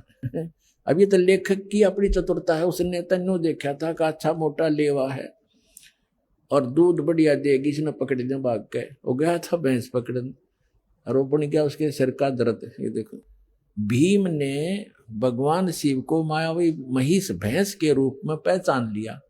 वे ऐसा जानकर भगवान शिव महिष रूप में पृथ्वी में समा ही रहे थे कि महाबली भीम ने दौड़कर उनका पिछला भाग पकड़ दिया। पांडवों की भक्ति से एवं विश्वास को देखकर भगवान शिव ने उन्हें साक्षात दर्शन दिए। आ गया काल प्रकट हो गया फिर। और गोत्र हत्या गुरु हत्या पाप के फलस्वरूप प्रायश्चित के रूप में भीम द्वारा पकड़े गए पृष्ठभाग की पूजा अर्चना का आदेश देकर वहां से अंतर्ध्यान हो गए। पृष्ठभाग ने शिला रूप धारण किया, पत्थर बन गई फिर वो पिछला भाग जो पांडवों द्वारा पूजित हुआ वह तब से आज तक पूजित है। पुण्यात्मा देखो, अब ये है वो एक केदारोन्मत यो भी है, जो भैंस की पिछला टिट्टी पेशाब का पोर्शन बाकी रह गया, वो पत्थर बन गया और काल आ गया शिव रूप धारण करके और कहा कि इसने पूजा करियो थारे सारे पाप कट जाएंगे। ये कट गए पाप, वहां हो गया नाश। ऐसा दुख हो रहा है दास को। अब ये केदार कैसे बने थोड़ा ये दिखाते हैं, देखिए। आज तक पूजित है, भीम द्वारा पकड़े गए पृष्ठ भाग को पूजा अर्चना का आदेश देकर वही अंतर ध्यान हो गए। पृष्ठ भाग उस भैंस का पिछला हिस्सा टट्टी पेशाब का पोर्शन ने शिला रूप धारण कर किया, जो पांडवों द्वारा पूजित हुआ और वह तब से आज तक पूजित है। महिष का अगर भाग नेपाल में जाकर प्रकट हुआ, जो पशुपति नाथ के नाम से विख्यात हुआ। अब बताओ, अब नेपाल में भी ये कर गया काम, अगला हिस्सा मुंह वहां दिखा दिया, कहते वहां निकल कर प्रकट हो गया और वहां कह दिया भाई ऐसे पांडवों को मिलो। उन्होंने फिर बताया कि यहाँ ऐसे समाये थे और नेपाल में निकले वहां जाकर, वो शर वहां पत्थर हो गया। अब वहां एक मंदिर बन गया पशुपति नाथ का, वहां लाग गए पूजा करने। कोई बात, एक काल का फैलाया जाल है सारा। नेपाल के अंदर जो जाते हैं श्रद्धालु पूजने के लिए, ये भी वही काल का जाल है। आगे देखो, वो पशुपति नाथ से विख्यात हुआ नेपाल में। फिर क्या बताते हैं, भैंस के अन्य 4 भाग क्रम से तुंगनाथ में बाहु, रुद्रनाथ में मुख और मध्य महेश्वर में नाभि, कल्पेश्वर में जटा। इस प्रकार केदारनाथ को छोड़कर महेश रूपी यानी भैंस रूपी भगवान शंकर के अन्य 4 भाग केदार क्षेत्र में प्रतिष्ठित हुए। केदारनाथ सहित ये स्थान 5 केदार नाम से विख्यात हुए। ओए होए होए, ये पर भी लेन जात है दुनिया, हमरा ज्ञान किने ना सुनिया। पुण्यात्माओं, इस काल के जाल को समझो और इस सतलोक आश्रम बरवाला में आओ और अपना कल्याण करवाओ। इस पृथ्वी पर यदि एकमात्र स्थान है परमात्मा कबीर जी द्वारा चलाया हुआ यथार्थ ज्ञान अपने बच्चों के लिए, इसको पहचानो। और पुण्यात्माओं, उस परमात्मा ने आकर ये ज्ञान दिया था। 600 वर्ष पहले परमात्मा बताया करते थे और क्या कहा करते थे, धर्मदास ये जग बोराना, कोई न जाने पद निर्वाणा। ये पूरा विश्व भ्रमित है और किसी को भी मोक्ष मार्ग का ज्ञान नहीं। यही कारण मैं कथा पसारा, जग से कोई एक राम नियारा। यही कथा तुम जग जीव सुनाओ, सब जीवों का भरम नसाओ। अब मैं तुमसे कहूं चिताई, तेरे देवन की उत्पत्ति भाई। ज्ञानी सुने सो हृदय लगाई, मूर्ख सुने तो गम नहीं पाई। परमात्मा कहता है कि मैं जो कथा तुम्हें सुना रहा हूं तो लिख रहा है, लिखते जाना, सुनते भी रहना। और इस कथा को तू आगे संसार में बताना और सब जीवों के भ्रम का नाश करना। तो पुण्यात्मा, सौभाग्य आपका, आप जी को परमात्मा का ये मार्ग उस समय में मिल रहा है जो परमात्मा ने ये प्रकट करना था। और धन्य है आपके माता पिता जिससे आपका जन्म हुआ। वो माता पिता आपको अपने बच्चों को यहाँ लेकर आते हैं, ये आपके सच्चे माता पिता हैं। और आज जो आप अपने बच्चों को, माता पिता को, भाई बहनों को कितना प्यार करते हो, तो ये प्यार तो आपका रह नहीं सकता यदि उस गलत साधना में लगे रहे। तो इस साधना से आप सत भक्ति करोगे और भले ही आप धीरे धीरे यहाँ से चलते जाओगे, शरीर छोड़ जाओगे, तो सतलोक में पहुंचोगे। वहां जाकर के जैसे परिवार आपका यहाँ बन गया, ऐसे धीरे धीरे ऐसे ही वहां बन जाएगा। और फिर वो इतने बच्चे प्यारे लगा करेंगे, इससे भी अच्छे लगेंगे। वहां इतना सुंदर शरीर होगा, अच्छा व्यवहार होगा, शिष्टाचार न्यारा है, वहां कोई किसी चीज का भाव नहीं। अब तो कितना ही प्यारा बेटा और बेटी हो, बेटी को तो पिता ब्याह के पढ़ाई करके छोड़ेगा क्योंकि यहाँ का नियम है, फिर अपनी कहाँ हुई। और बेटा कितना ही प्यारा है, जब वो युवा हो जाएगा उसको कहेगा बेटा अपना काम कर। जब वो काम नहीं करेगा तो दुश्मन दिखाई देगा, क्यों कर कभी ना खाता। तो प्यार भी रुड़ता फिर अपना। और 6 महीने बालक बीमार हो जा, 1 वर्ष बेटा बीमार हो जा, बेटी हो जा, माता पिता खुद कहने लग जाते हैं भगवान इसकी माटी संगवा ले, घना दुखी हो गया। दुखी तो वो खुद होते हैं पर कहना पड़ता है ना यो घना दुखी हो रहा है। इसी प्रकार माता पिता 6 महीने दुखी हो जाए, दरंग मार जाए, टट्टी पेशाब दौड़ना पड़ जाए, तो बेटा बेटी तो जल्दी, पुत्र बधूर बेटा तो जल्दी हाथ खड़े कराया करे।